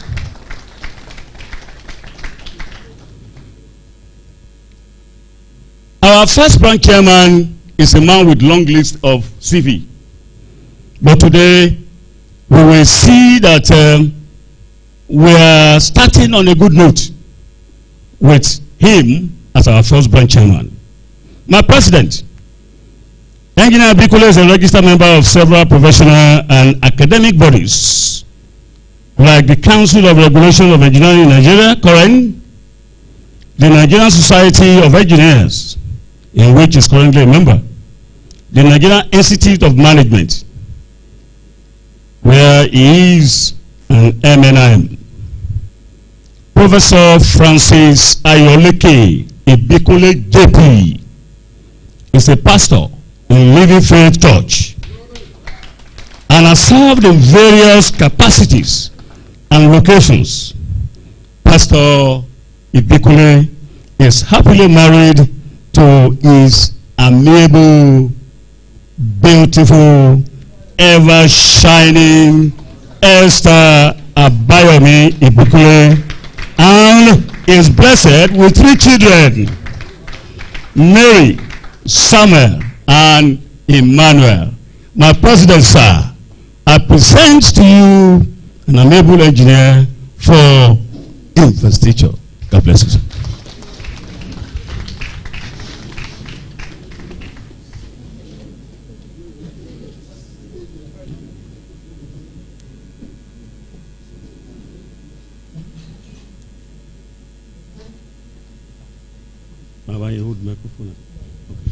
Thank you. Please all be seated.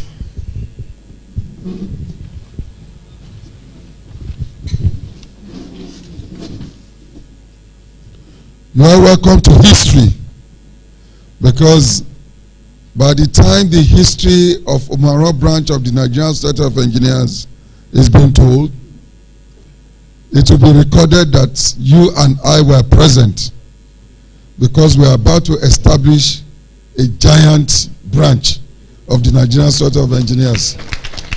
And so shall it be in Jesus' name.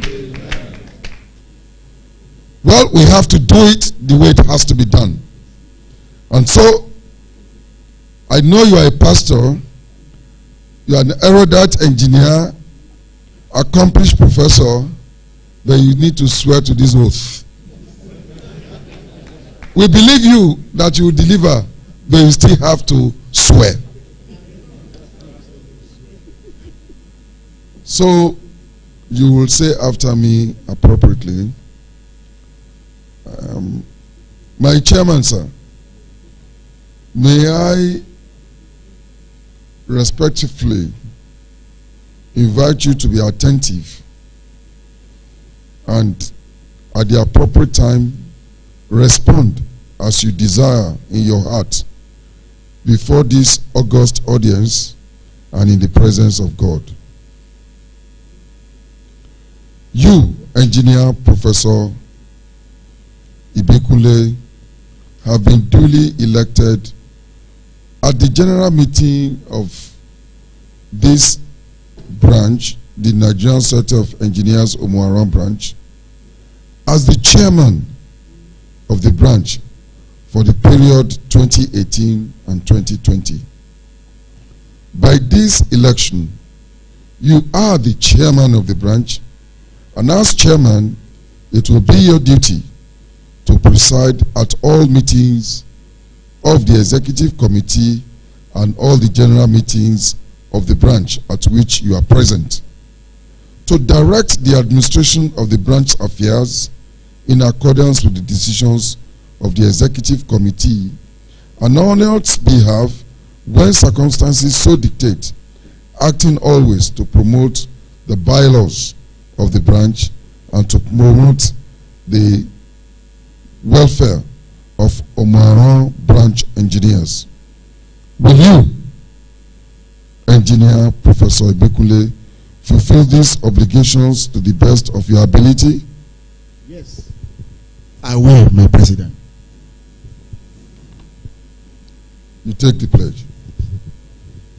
I, Engineer Professor Ibikunle, by the grace of God and the common will of the Omu-Aran branch engineers, chairman of NS Omu-Aran branch, solemnly and sincerely pledge before all here present to lead this great branch with dignity and honor, to strive to the best of my ability to promote harmony within the engineering profession, to enhance the professional stature and economic interest of our engineers in their service to the nation and humanity, to uphold and defend the bylaws of the branch and the dignity of the ESCO with humanity, to do justice to all manner and condition of person. So help me God.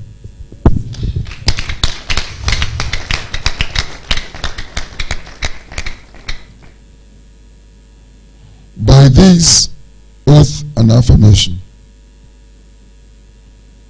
by the powers conferred on me, by the grace of God and the common will of Nigerian engineers, I, Adekunle Olumowa Mokuolu, fellow of the Nigerian Society of Engineers, by that powers that have been invested on me, hereby confer on you and induct you as the first chairman of the Nigerian Society of Engineers Omu-Aran branch. Congratulations.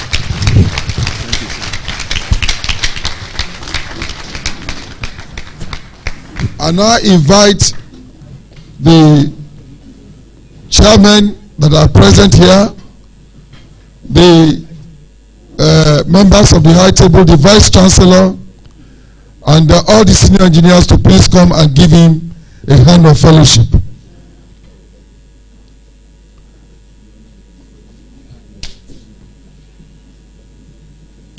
Long live Young fellows that are present here, please. Please come and give a hand of fellowship. And all former branch chairmen and chairmen that are present here, and all, and the professors that are present here, please come and give a hand of fellowship.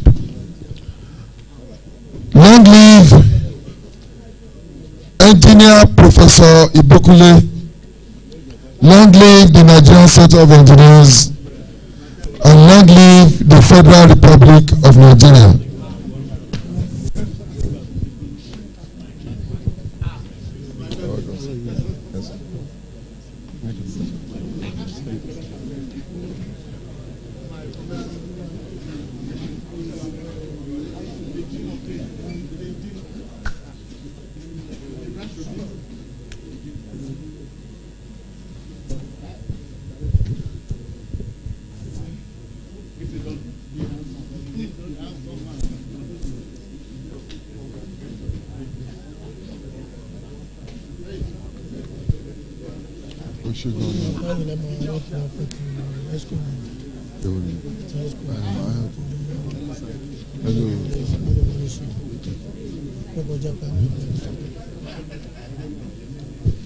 My great brother, material brother, Singon, Arira.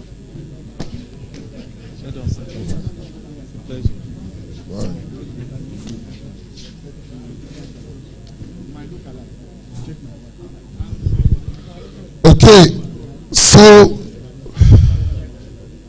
the branch chairman will now.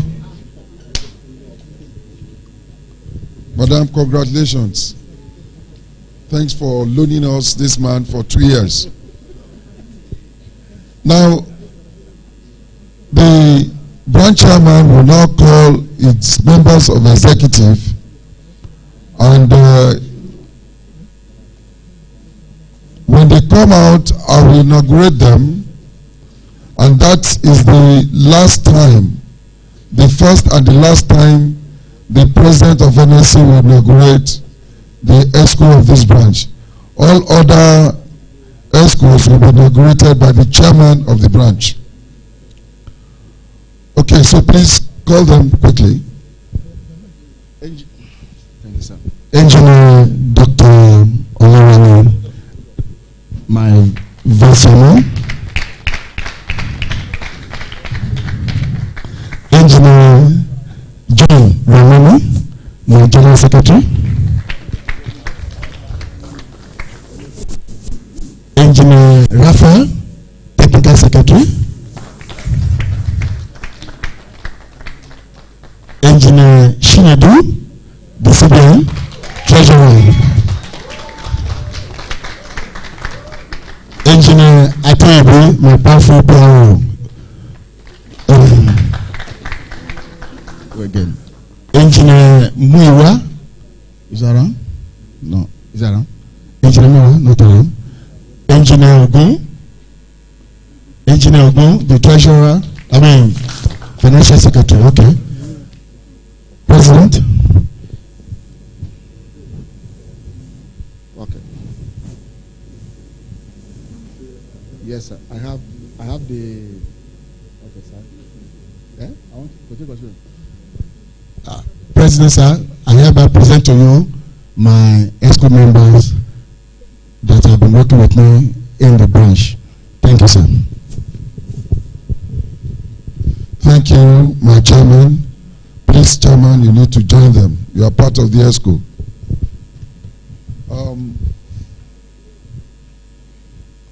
You all have been duly elected as members of the executive committee of Omu-Aran branch of the Nigerian Center of Engineers. And by this, it confers on you the onerous responsibility to nurture this branch and make it grow in line with the objects and the vision of establishment of Omu-Aran branch of the Nigerian Center of Engineers. I want to ask, and you please respond, will you, in your capacity, bring all that you have, both intellectual and material resources with your physical strength to develop Omu-Aran branch of the Nigerian Society of Engineers in line and in accordance with strict adherence to the bylaws establishing this branch and the memorandum and articles of the Nigerian Society of Engineers. Yes, I will. Will you cooperate in all circumstances with the chairman of this branch for the growth of the branch and to the benefit of your immediate community? Will you take as binding all the decisions that the General Assembly or that is made at the general meeting of the branch and those that are from the Council of the Nigerian Society of Engineers?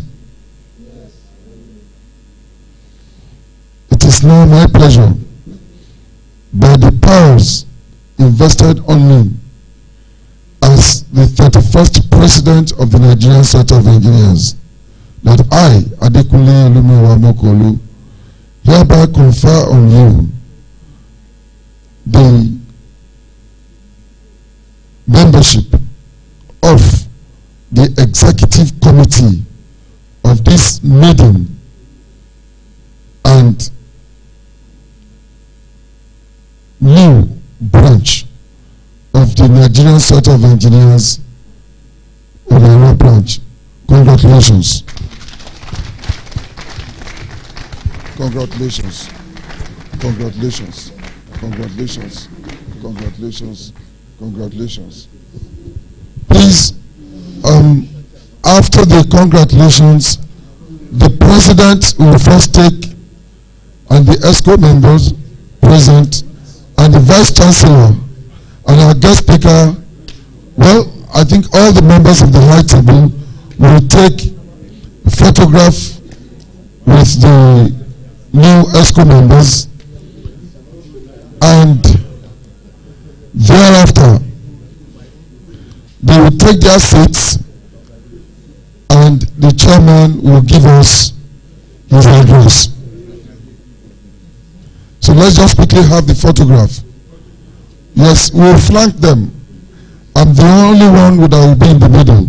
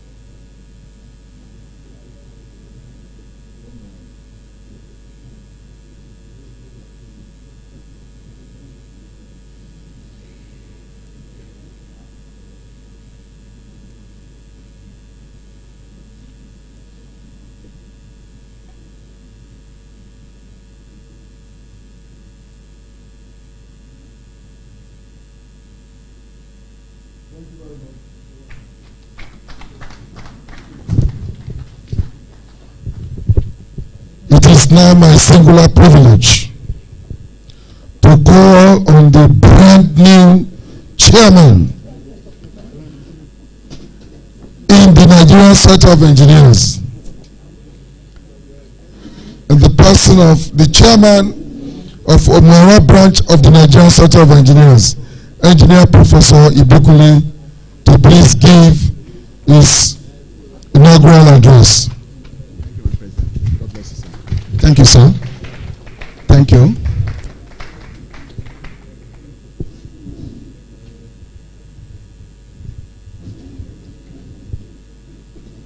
Dear Mr. President, sir, my Vice Chancellor, sir, all other protocol duly observed. It gives me a great pleasure to address this highly esteemed gathering on this epoch history making occasion of our new branch. I'm grateful to God Almighty, the faithful and merciful God, for a special day in my life and that of the NSC Omu-Aran branch. I am elated with the support given to me and the executive members so far by members of our great society and Landmark University management, ably led by Engineer Professor Adeniyi Olayoju, FNSC2B.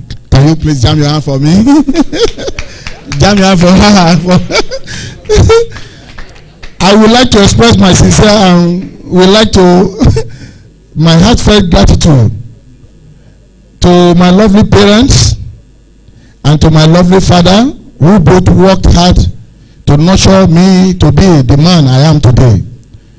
I would also like to appreciate my darling wife, Mrs. Esther A. Ibikunle, my lovely children, brothers and sisters, and learned colleagues who have always been of great support to me. And I cannot forget to acknowledge our Chancellor, Dr. David Oyedepo, the visionary of this great university, for the engineering facilities and serenity put in place for us engineers here to thrive in the profession. It is with great pleasure that I warmly welcome you all, especially our elders and leaders in this profession. I also salute our fellows, branch chairmen, corporate members, prospective members who are present here today. This day marks my ceremonial investiture as the first branch chairman of this great society. Today also marks the first occasion of its kind in the history of the branch of the NSC in Omu-Aran, as we are gathered to celebrate the society which has come this far with many branches, in which Omu-Aran branch is the 70th. It is worthy to know that I am not the best among my colleagues, but it is a call to serve this privileged position, to give back to the society and profession that has given me every opportunity to succeed both in my personal life and professional career. As a leader of a productive society and profession, it is necessary to set achievable goal and work tirelessly to bring it to reality. That is what has necessitated to some goals which I depend on God to help me actualize in the next few years of this tenure. Our goal and approach as a branch is partly to look after the professional interests of members through well-structured programs, enhance high professional standard within the ambit of the law that established the society, and in line with the ethics and principles upon which the society is built. NSC Omu-Aran branch is prepared and equipped with needed human capacity and material resources to project the image of the society, as well as promote and protect the principle and practice of engineering aimed at meeting the local, national, and international standards. Our focus as a branch will be directed towards bringing engineering to the fore through participatory approach to solving agricultural and infrastructural challenges in this land. This will be achieved by encouraging all stakeholders in Omu-Aran and its environment to bring up ideas that will transform the community into a place we can be proud to call our own. Our branch will also be willing to facilitate industrial visits to places of interest, publishing books, journals, periodicals, as well as organizing conferences, technical and public lectures on matters of concern to engineering. It is not a coincidence that NSC Omu-Aran branch is residence in this reputable and amazing landmark university with good webometrics ranking. The NSC consider this as a responsibility rather than an advantage, as it places a demand on her to collaborate with the university to enhance and improve on the good and positive factors that were used in the ranking of the institution. Therefore, our branch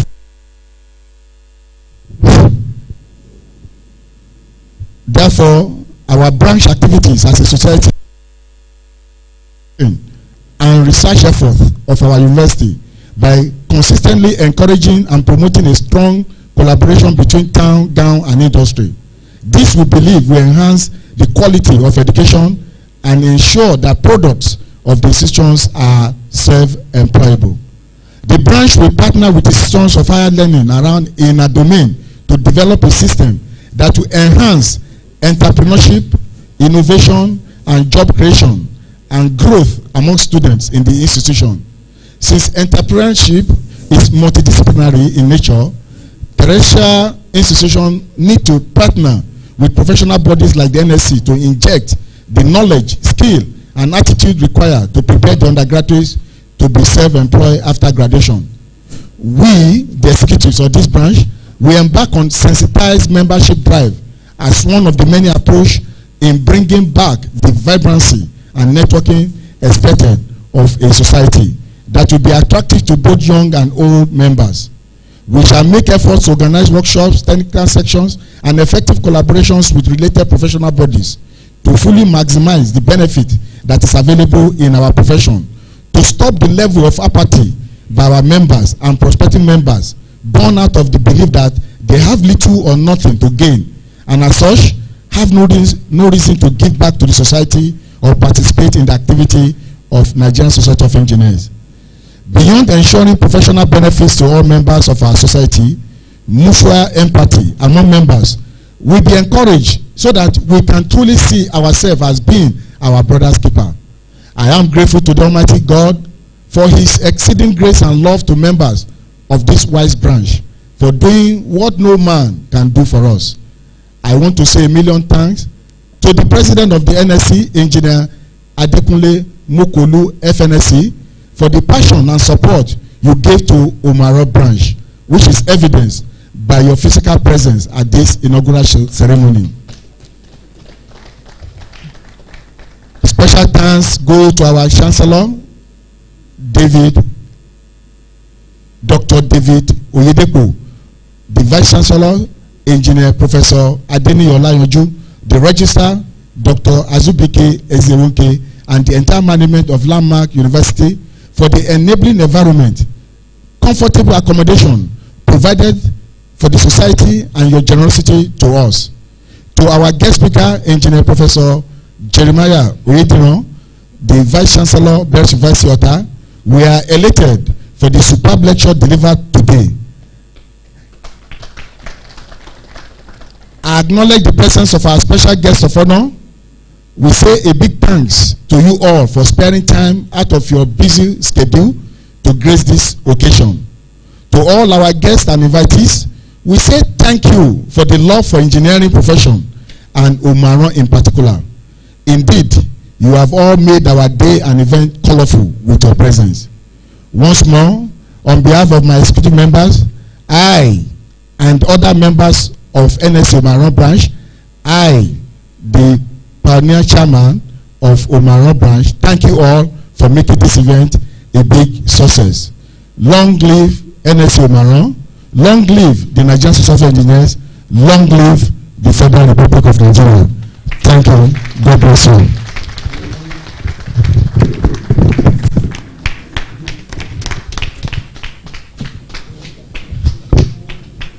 Thank you very much, the chairman, NSC Omu-Aran branch. Can we take our seat? I quickly want to recognize the presence of Engineer Dr. Olushola Ogunjimi, NAIE, Kwara State Chapter. You're welcome, sir. It is my pleasure to bring up Engineer Professor Olaniyi Adeojo, Vice Chancellor of Landmark University, for his presentation. And it will be followed in that order with that of Professor J.O. Ojediro, Vice Chancellor of Bells University. Thank you. Let me once again recognize the presence of the representative of our Chancellor, Landmark University, Dr. David Oyedepo, our spiritual father, the resident pastor, Living Faith Church, Omu-Aran, Pastor Olorunfemi, and is our mommy. You are welcome in Jesus' name. I also recognize the Olomu in council. Thank you, sirs. Now, ours is just, as a university, we just want to congratulate the chairman, Nigeria Society of Engineers, Omu-Aran branch. Can you be upstanding, please? And your amiable wife.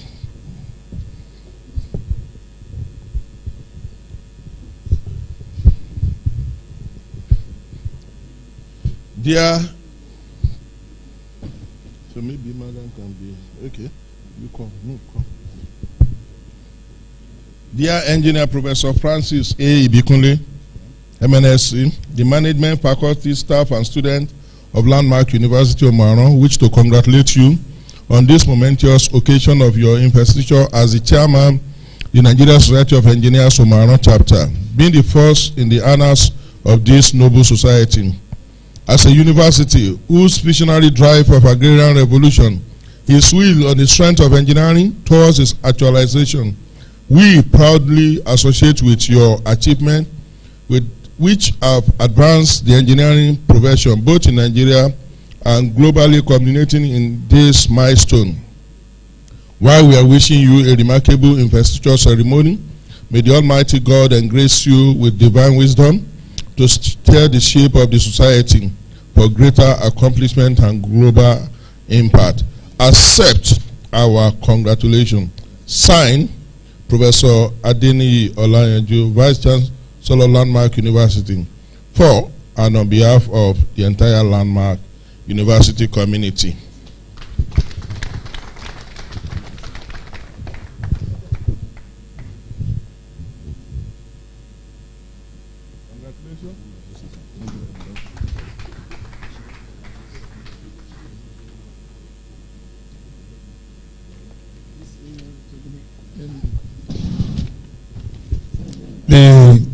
Ladies and gentlemen, I want to present this on behalf of the entire staff and students of the best University of Technology, the first private university of technology in this country.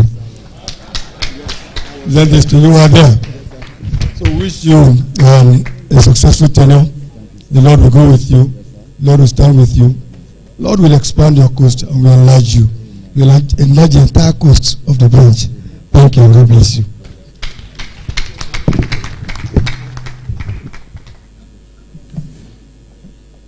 Thank you, sir. At this time, I want to quickly recognize the presence of the FRSC Unit Commander, ACC Adetunji, and his entourage. You're welcome, sirs. I also recognize the presence of SP Additional JF from Omu-Aran Police Divisional Headquarters. You're welcome, sir. Then we want to recognize the following people from Ilorin Branch: Engineer Ahmed LK, the Publicity Secretary; Engineer Ashla Samuel, member NSC Ilorin Branch; Engineer B.A. Lawal, member NSC Ilorin Branch; and Engineer I.A. Adewumi, member NSC Ilorin Branch.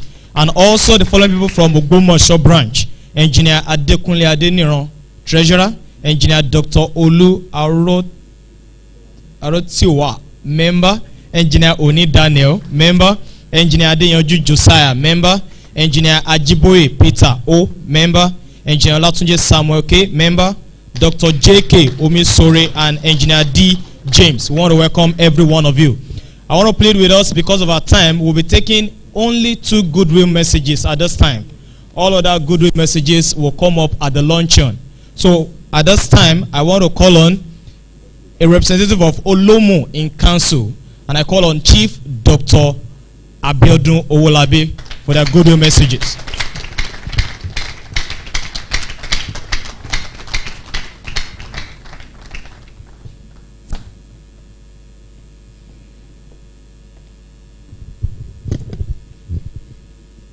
Thank you very much.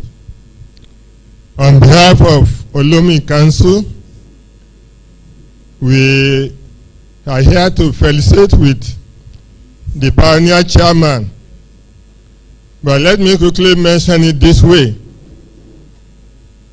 I'm not trying to envy you, but as a pioneer officer, you know what it means. He has to start from the scratch. No handout for him, no already prepared lecture, no already laid down schedule of duty, except he's going to borrow from the national chairman. So he has a very big load to carry. Yes, it's going to be a test case as a pioneer officer who is going to pilot the affairs of the society for 2 years with your wife. I believe everything will be possible.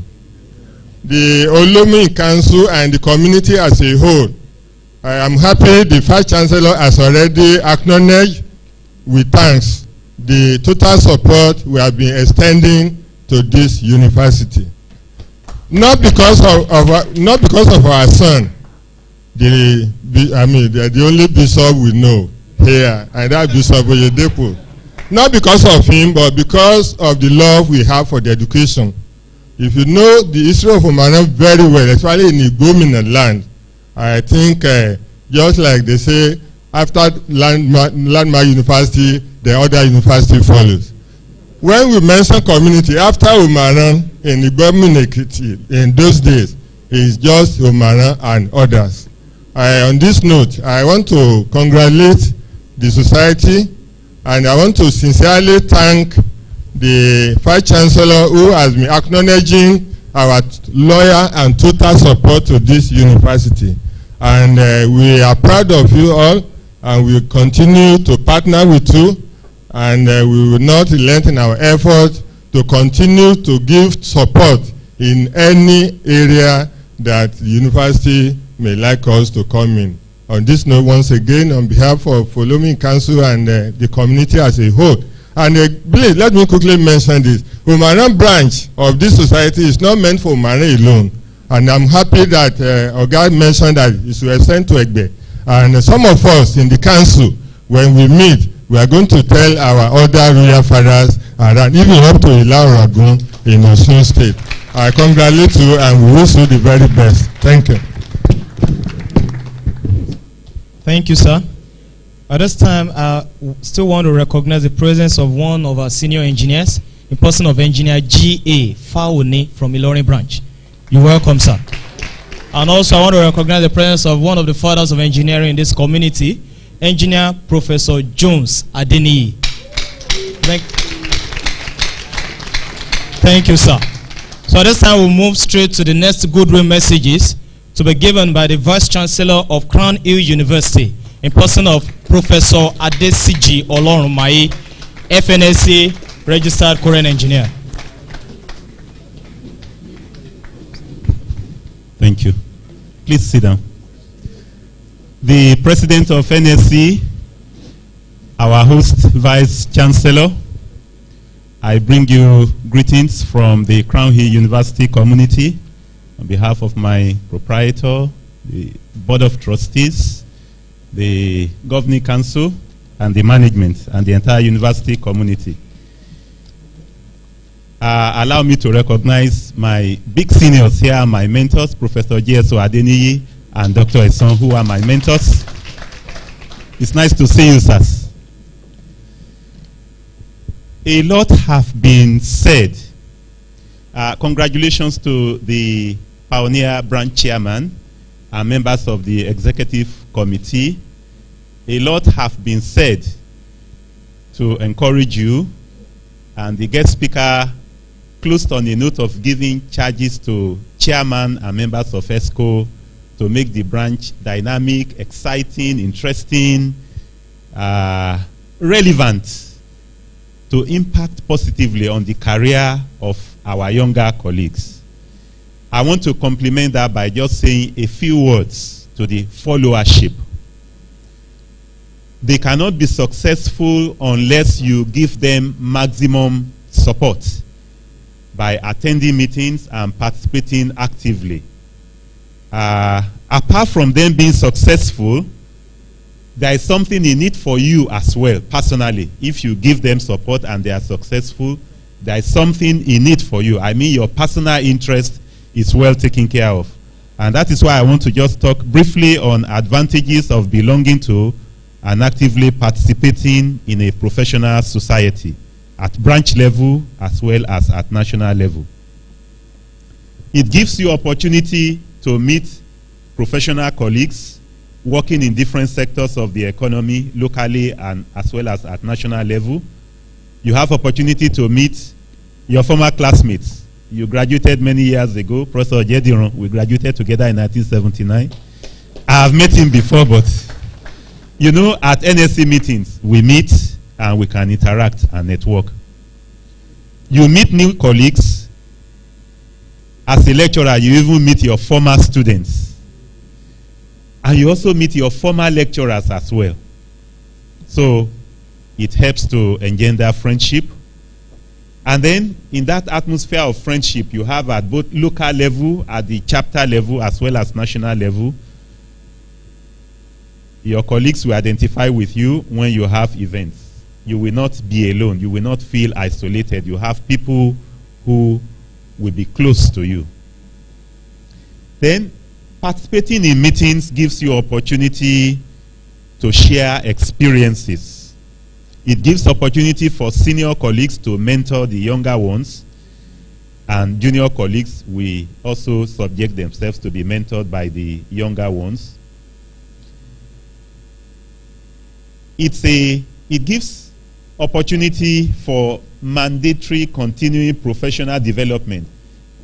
Innovation and development have been mentioned earlier, but the aspect of development we are talking about here is mandatory continuing professional development. At branch level as well as at national level, you have opportunity to realize this. In your local meetings, you can have opportunity for presentation of some research or new innovation or new approach to carrying out some engineering design. You share best practices. When you attend technical sessions at national conferences, you have opportunity to share your ideas. You listen to other people. People will raise questions. People will criticize it. And you go home enriched with your mind, fertilized and further enriched to carry out further research. When people criticize your work, they ask questions and they give you suggestions on the way forward. He has promised he will organize industrial visits. At chapter level, especially, you can organize industrial visits, even international industrial visits, if you can plan it, if you can work it out. In other words, what I'm saying is that, somebody has said a vocation, an occupation. Not every occupation is a profession. But one of the characteristics of an occupation that makes it a profession is what is called epistemic authority. The authority you have as a result of the knowledge to practice in that vocation. So that is what you enrich and you concretize when you participate in mandatory continuing professional development. You are a current engineer, you know the state of the art, you know the current best practices, and you are able to present good, reliable engineering design. You become aware of things that happen elsewhere. Participating at local and national level gives you opportunity to serve. You may even be an ESCO member if you are more committed and you serve at higher level, or you can be a committee member. It helps you to live a meaningful life. As you grow older, you begin to realize that your life has meaning to the extent that you serve other people and you make positive impact on them. It provides opportunity also to fight for common interests. And I must congratulate the president of NSC that it is during your tenure that a new condition of service has been approved for young and coming engineers. Many of us have gone beyond that, but it is good for you who are younger in the profession who are coming behind. So who says that there is nothing in NSC for you? NSC and current, they have achieved something for you. New condition of service for younger engineers. Participating at local and national level helps you to have a voice. Individually, there are things you can't fight or tackle, but together as a branch or at national level, we can fight it together, things that pertain to our common interest. So I've shared this particularly to encourage our younger colleagues that it is not only good for you to participate at the beginning when there is glamour and excitement that a new chapter is taking off, but you need to sustain your interest so that you attend meetings regularly, so that Omu-Aran branch will be a vibrant and a thriving branch. But you have a senior branch not far away. I think we in Ilorin, we need to sit up to be sure that we continue to keep the lead so that you don't overtake us. But let's compete. Let's compete. So on that note, I say congratulations to the branch chairman and ESCO members. May this branch thrive and grow and become strong in Jesus' name. Thank you. Thank you very much, sir. Quickly, I want to recognize the presence of Chief Bisi Adeyemi, the Akeweje of Omu-Aran, and the president of Omu-Aran Development Association, who is being represented by engineer Kayode Adeoti, MNSC, FNIC, and member of the National Executive Council. Thank you. The last two goodwill messages will be taken in this order. Firstly, the Director, National Center for Agricultural Mechanization, Engineer Dr. Kasali, MNSC, will be coming up. And after that, Engineer Ibitoye Adeniro, also known as Kilo Modemo, will also be rounding that session up. FNS.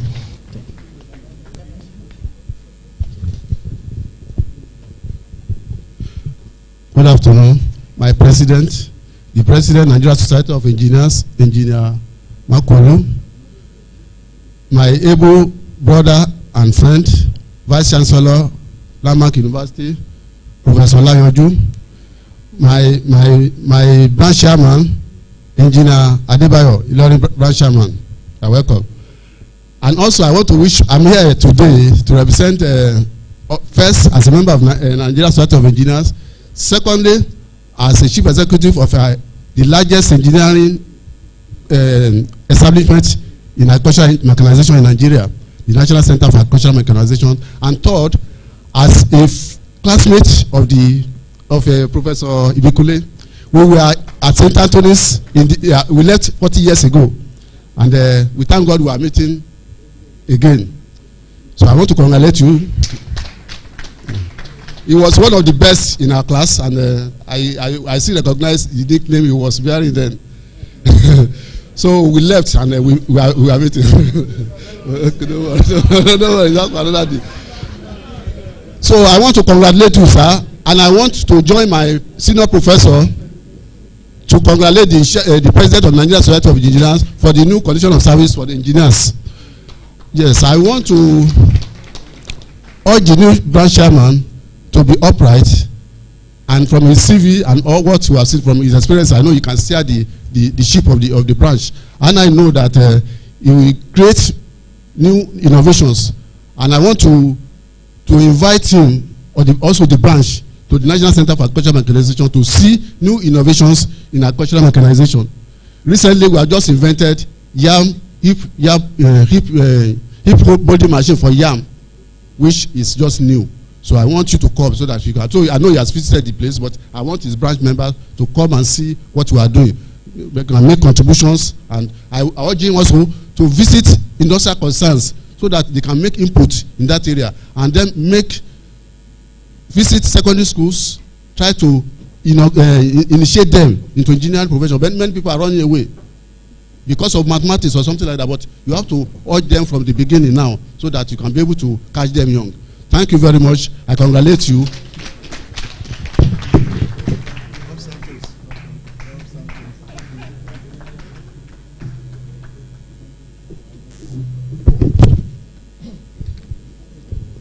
All protocols duly observed. It's a thing of joy for me to be here this afternoon, and especially my own good message will go a bit different, because to some of us who are here, we don't know we are having a senior celebrant here this afternoon. I want to congratulate the most innovative president of the Nigerian Society of Engineers. He celebrated his birthday on June 1st. That is to say, we are so lucky that he's here. He came all the way from Olu, that's in Imo State, to attend this function. So at this junction, I want us to sing a birthday song for our president while he remains seated here. Can we have somebody with a very solo voice? To you, happy birthday to you. Happy birthday, happy birthday, happy birthday to you. Hip, hip, hip. Hip, hip, hip. Hip, hip, hip. You can get seated, please. You don't need to ask of his age. His age is +1. And I want to salute the people on the top table. I will use the chairman, who is the most senior celebrant here today. That's the chairman of Harmony branch, Ilorin branch, as a point of contact for everybody on the high table. It is not easy to get a branch. If he has not supported as the mother branch chairman, there is no way it can be possible. When we were cooking the soup, I know his support, and I really salute his courage. Thank you so much, sir. I want to appreciate the presence of our branch chairman here present, all the fellows, the newly elected ESCO members here present, other senior engineers, management and staff of this great and wonderful university, members of Omu-Aran branch and the community, our spouses, our friends, and well-wishers. Mr. President, sir, you will permit me to say this specially to recognize our brothers in uniform. I want to welcome them specially because I belong to their paramilitary organization. I'm a special marshal of R11.1 Unit 13. And Mr. President, sir, to know that Beben Law, it is happening in Osogbo branch, the best 2017 branch in Nigeria. All my ESCOs are here with me today are all special marshal. The general secretary, the technical secretary, and this official. We registered a unit of Federal Road Safety Commission in our branch, and that is why we are making it there. I want to say today that we are lucky in Omu-Aran branch, especially with the crop of ESCO members here present. And again, I want to say, even the vice chairman came from Osogbo branch. So we really we donated her to Omu-Aran branch to support our amiable chairman. Sirs and Mars, there's something very, very unique. Our guest speaker has said it all. Mr. Chairman, you have a great task. If you want to become like Osogbo branch, that moved from 35 position to second to first, Ikeja was from Liverpool. We said no, Osogbo will be the #1.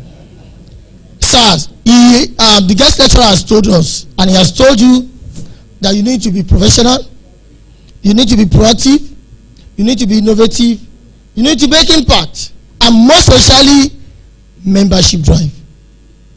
What we are expecting you to do now is, before the end of your tenure, we want to see more and vibrant members in the branch.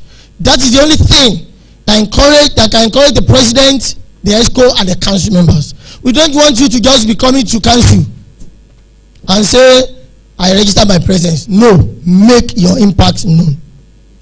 And finally, I want to say here, there is something I want us to listen to. I'm in the midst of professors.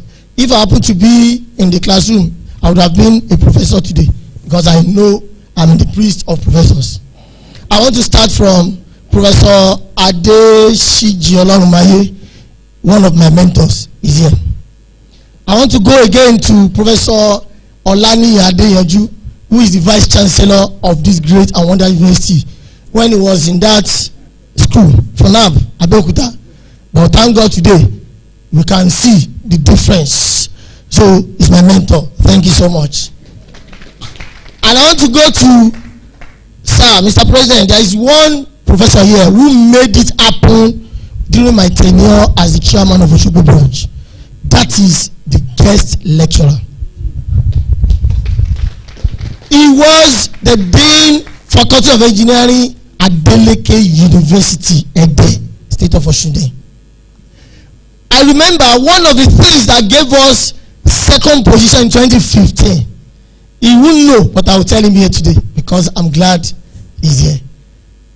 We went to that school. I booked an appointment that I want to visit that school for a social thing. But the first thing he told me is, can you deliver a lecture for the young graduates? That lecture was powerful. In fact, as I was seeing this projector, I said yes. I mean this crane, I said yes. I remember Adeleke University. And that was one of the things we packaged that gave us, that moved us from 35 position to second position. Thank you so much, sir. SARS and MAS, there is one professor here. I'm the only one who knows all his names. And he knows. This is a man that was a branch chairman of Ilefe branch even before I joined Nigerian Institute of Engineers. But when I brought the Nigerian Institute of Mechanical Engineers into Osun State, he volunteered to be my ex officio under the chapter of a division. And when I was to organize those powerful programs that we used to organize in Osun, he volunteered to be the chairman of the organizing committee. I have the privilege and honor here today to recognize my father, my mentor, the one and only, I will call only one name. I will not call the rest because I can see he's vibrating where he's sitting down. Engineer Professor Olabosipo Adekoya. I'm very grateful for. Sir, they want to see you, sir. Let them see you, sir. He's from Obafemi Awolowo University, but here on sabbatical at Landmark Omu-Aran. Yeah, can you see now? So they said, the chairman said he's doing it here again. That means a finiwa. May God be with you, sir. And finally, I want to talk about this professor that has been inaugurated today. Our brandest and the newest chairman. A man, the day I met this man, I know he's going to be a leader. He's wonderful. I said it. He has been calling me when I was in Canada. Would you come? I said, no, I will not only come, I will give you my congratulating message. And if you look at that brochure, he has even congratulated me about 6 times today. I love that thing. You are wonderful, sir. We appreciate you. But one thing is, I will pray today. Madam, maybe they have told you, you are now an engineeress. Please, allow him to perform. That is just my own. Because they said, or they used to say, behind every successful woman, there is a man. Abi? You know, that's the way they say it. Beside, but behind every successful man, there is a woman. Ma, give our prof chance. You know, they said he's a pastor. Please leave that pastoral one small. Let him go for service to humanity so that he can do more. And I want to congratulate all of us for coming. Adelebare Akoyabi, long life and prosperity to every one of us. Thank you.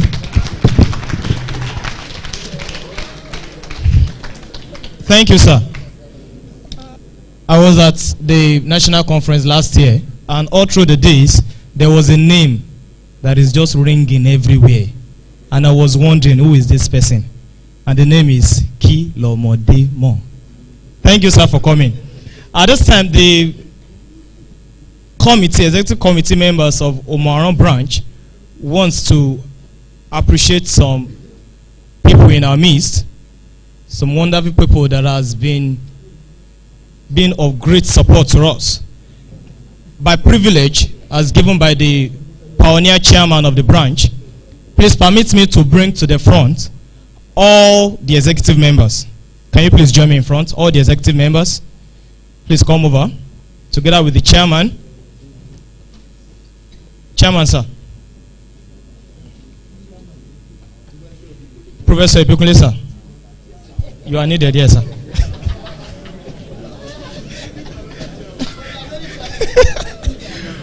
We want to present Exemplary Leadership Award to two people here. And by privilege, I want to request the honor of the National President to present this award to these people. National President, sir. The President, Nigerian Society of Engineers. We have Exemplary Leadership Award, which we are presenting to Engineer Professor Adeniyi Olayanju, the Vice Chancellor of Landmark University.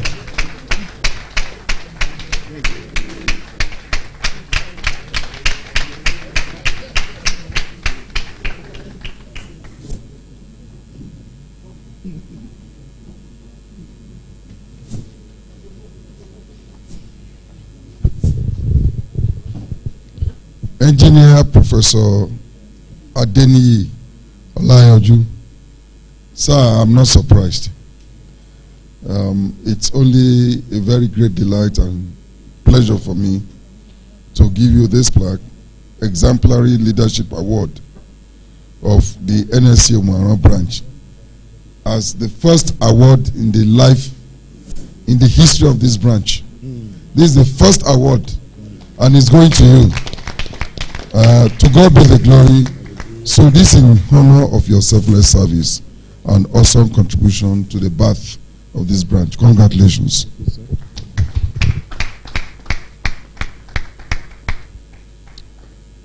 Also to a wonderful chairman, Exemplary Leadership Award, the Ilorin Branch Chairman, Engineer J.S. Adebayo.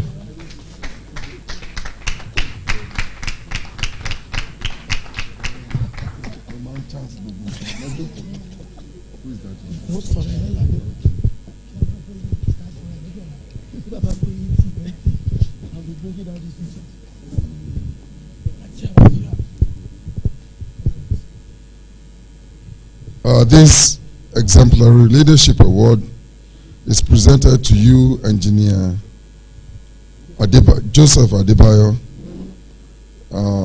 This is to honor your selfless service and awesome contribution to the birth of NSC Omu-Aran branch, and for this work that you're doing to ensure that professional excellence is spread throughout this country. Congratulations.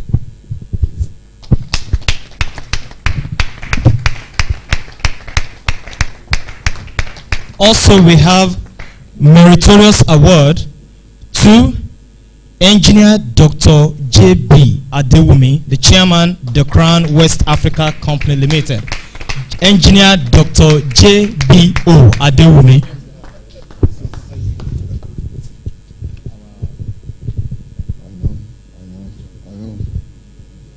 Well, sometimes in life, you admire some people, you respect them, you adore them, but you never get to meet them. I've always saluted the contribution of the gentleman standing in front of us here, Engineer Dr. J.B. Adewumi, and just from afar, I did not even know you are an engineer, sir. But what happened is that the Adewumi College, Oko, I so love the product of that school. The products are doing excellently well. And for me, any person that drives and is committed to excellence is automatically my friend. And there's nothing you can do to offend me.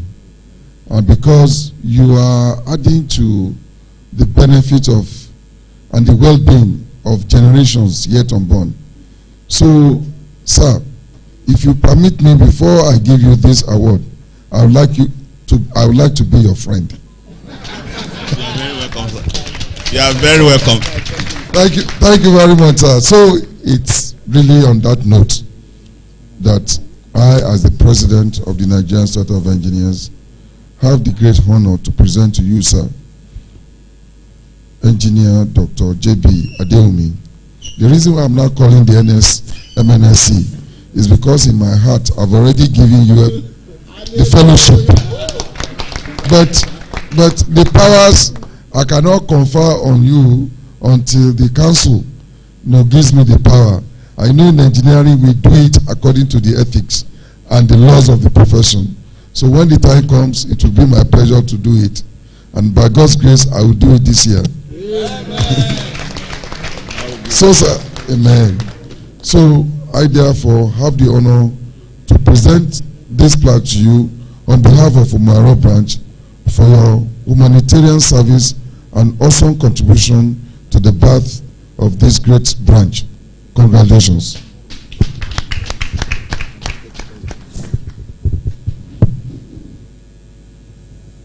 Also, we have a meritorious award. Thank you, sir. Thank you, sir. You can have your seat, sir. Can we please put our hands together for the President, Nigerian Society of Engineers?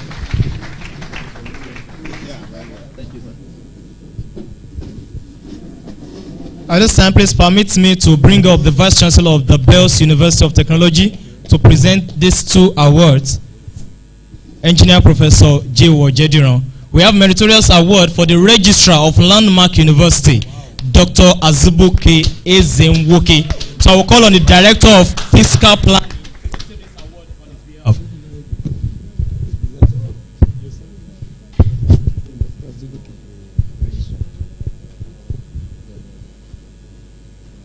The Registrar of Landmark University, this meritorious award is presented to you in honor of your meritorious service and awesome contributions to the birth of NSC Omu-Aran branch.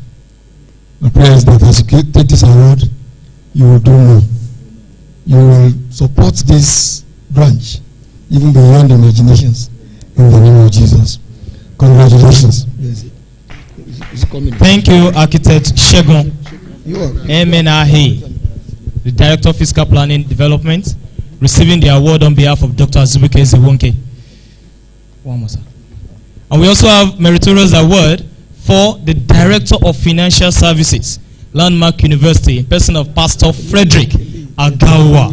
And I will call on the Dean of Student Affairs to receive this award on his behalf. Well, I think you need to give it to the exchequer so that will give you more money. This meritorious award is presented to the Director of Financial Services, Landmark University, in honor of your humanitarian services and awesome contribution to the birth of NSC Omu-Aran branch. The VC will support that a lot when he approves the just pay. Congratulations. God bless you.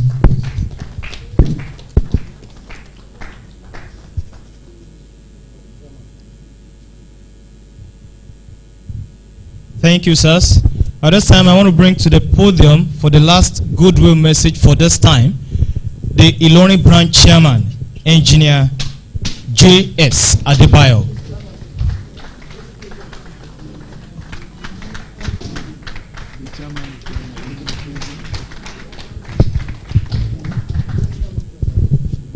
Thank you. I want to stand up the existing protocol so that I will not waste much time. I want to give glory to God for this day. And I want to take us back a little. We are last year, July, almost a year, to induct over 120-something engineering graduates. And when I came during that program, I said, by the special grace of God, that the next graduate induction will be done by Omu-Aran branch.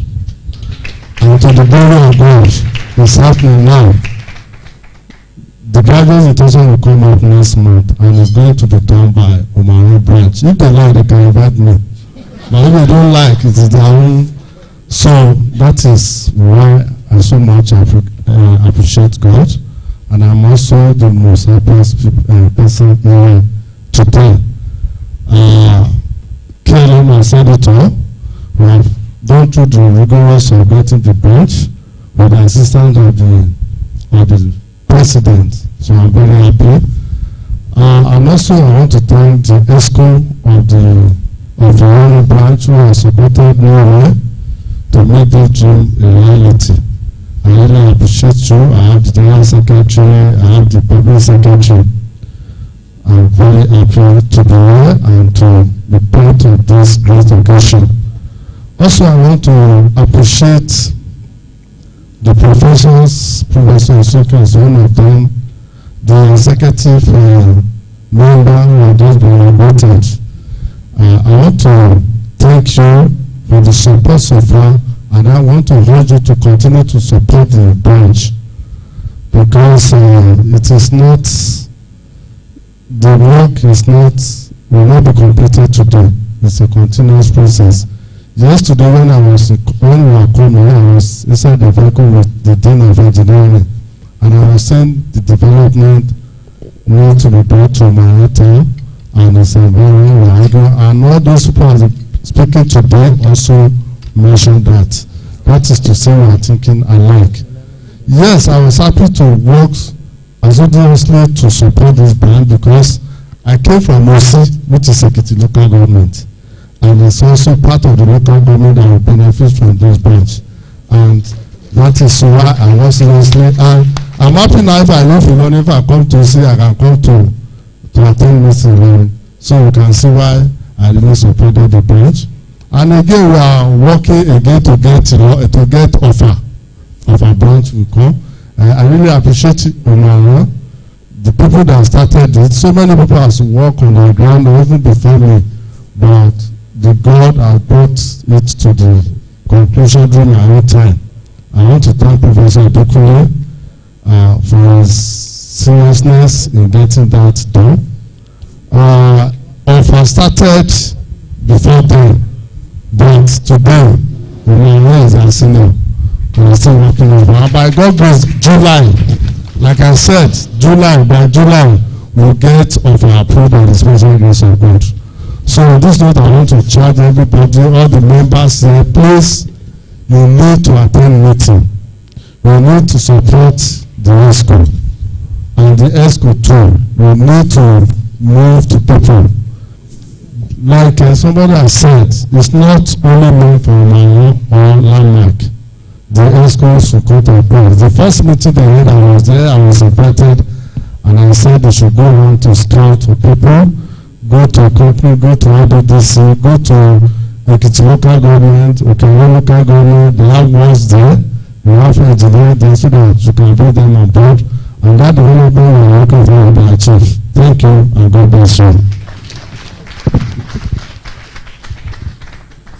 Thank you very much. At this moment, we are going to the vote of thanks, and it is my pleasure to call to the podium the Dean College of Science and Engineering.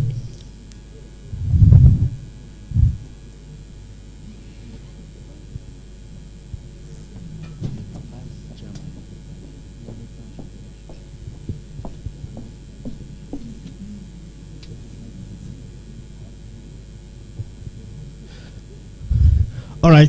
Sorry, I'm being corrected that it has to be taken by the first chairman of the branch, in person of Engineer Dr. Olawale. Good afternoon. Standing on the SSL protocol, it's my honor to do the vote of thanks. I appreciate the presence of our national president for coming here, though he has a tight schedule.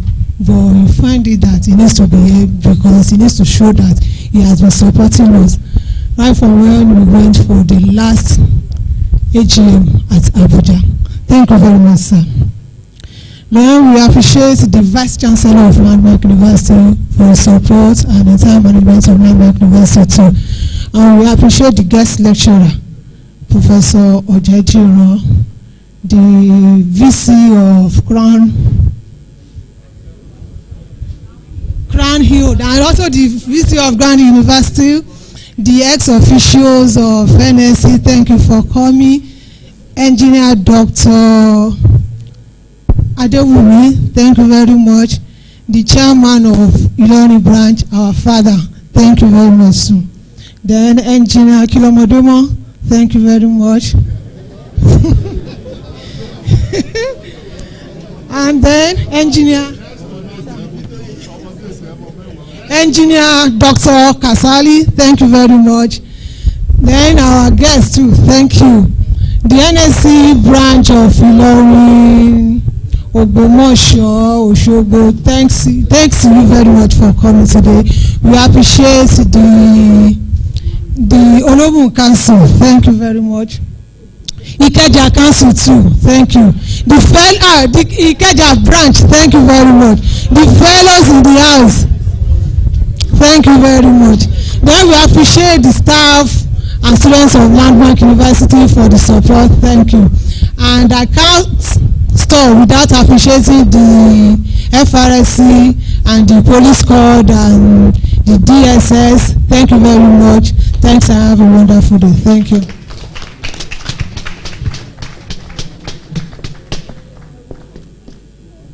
Immediately after the closing prayer and the national anthem, we will all move for the luncheon at Landmark University Cafeteria Hall 3. Please permit me to announce that the kings and queens of Landmark University, please take back in this venue for a package for you, and also the staffs of Landmark University, stay back for a package for you before we move for the luncheon. Please permit me to bring to the podium the acting dean of College of Science and Engineering, Engineer Dr. Jediron, for the closing prayer.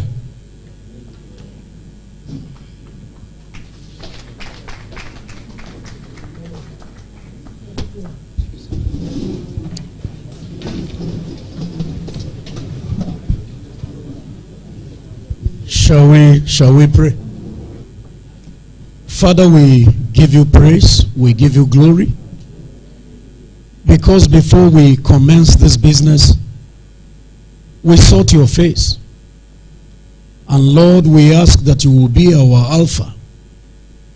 Thank you that God, it has been very evident that, Lord, you have not abandoned us in this business.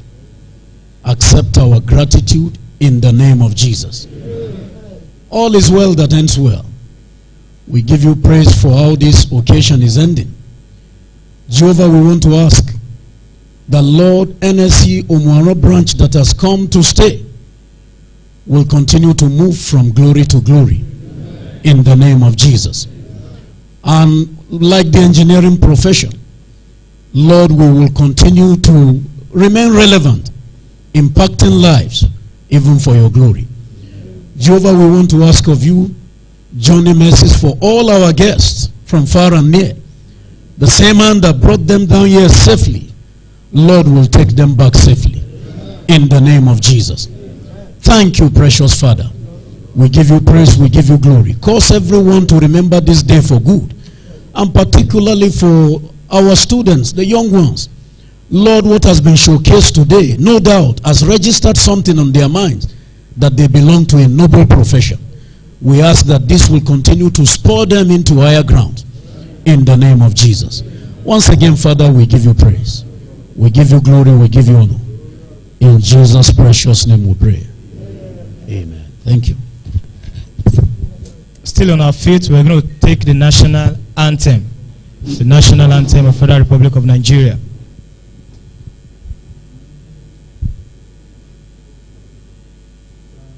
Studio.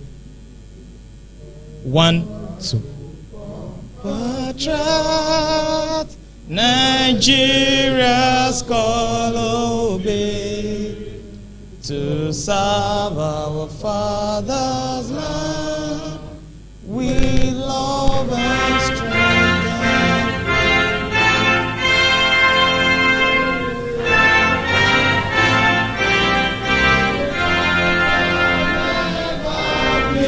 In vain to serve with heart and mind, one nation bound in freedom, peace and unity.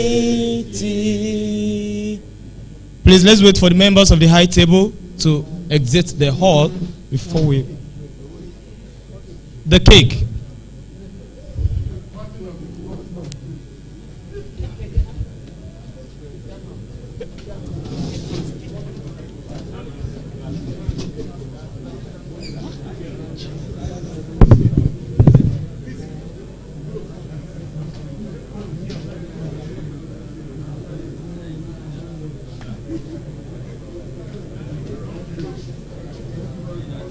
Thank you.